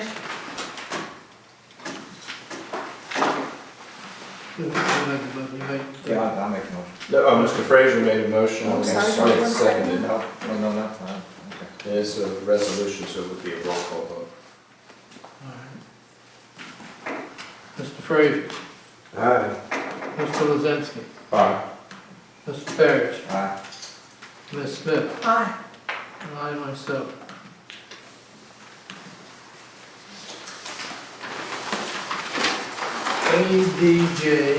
ADJ-OURN. Hold on, actually, we added U2 to the agenda, which was a discussion of HB.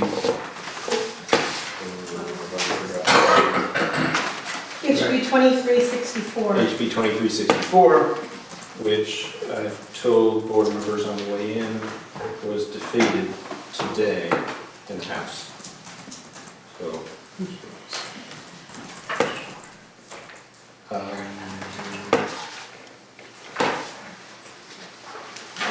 tell you who's it Well, if it's been defeated, I guess we don't need to talk about was. it. But it's on your agenda, so I'm just going. It doesn't exist. That word definition law. Void ab initio. Void definition. So now I think you're on the. ADJ-OURN. Yeah. Here it is. Do I have a second? Second. Yeah, I'll move. Okay. All those in favor say aye. All opposed nay. Nothing. Have a good evening, gentlemen. Good night.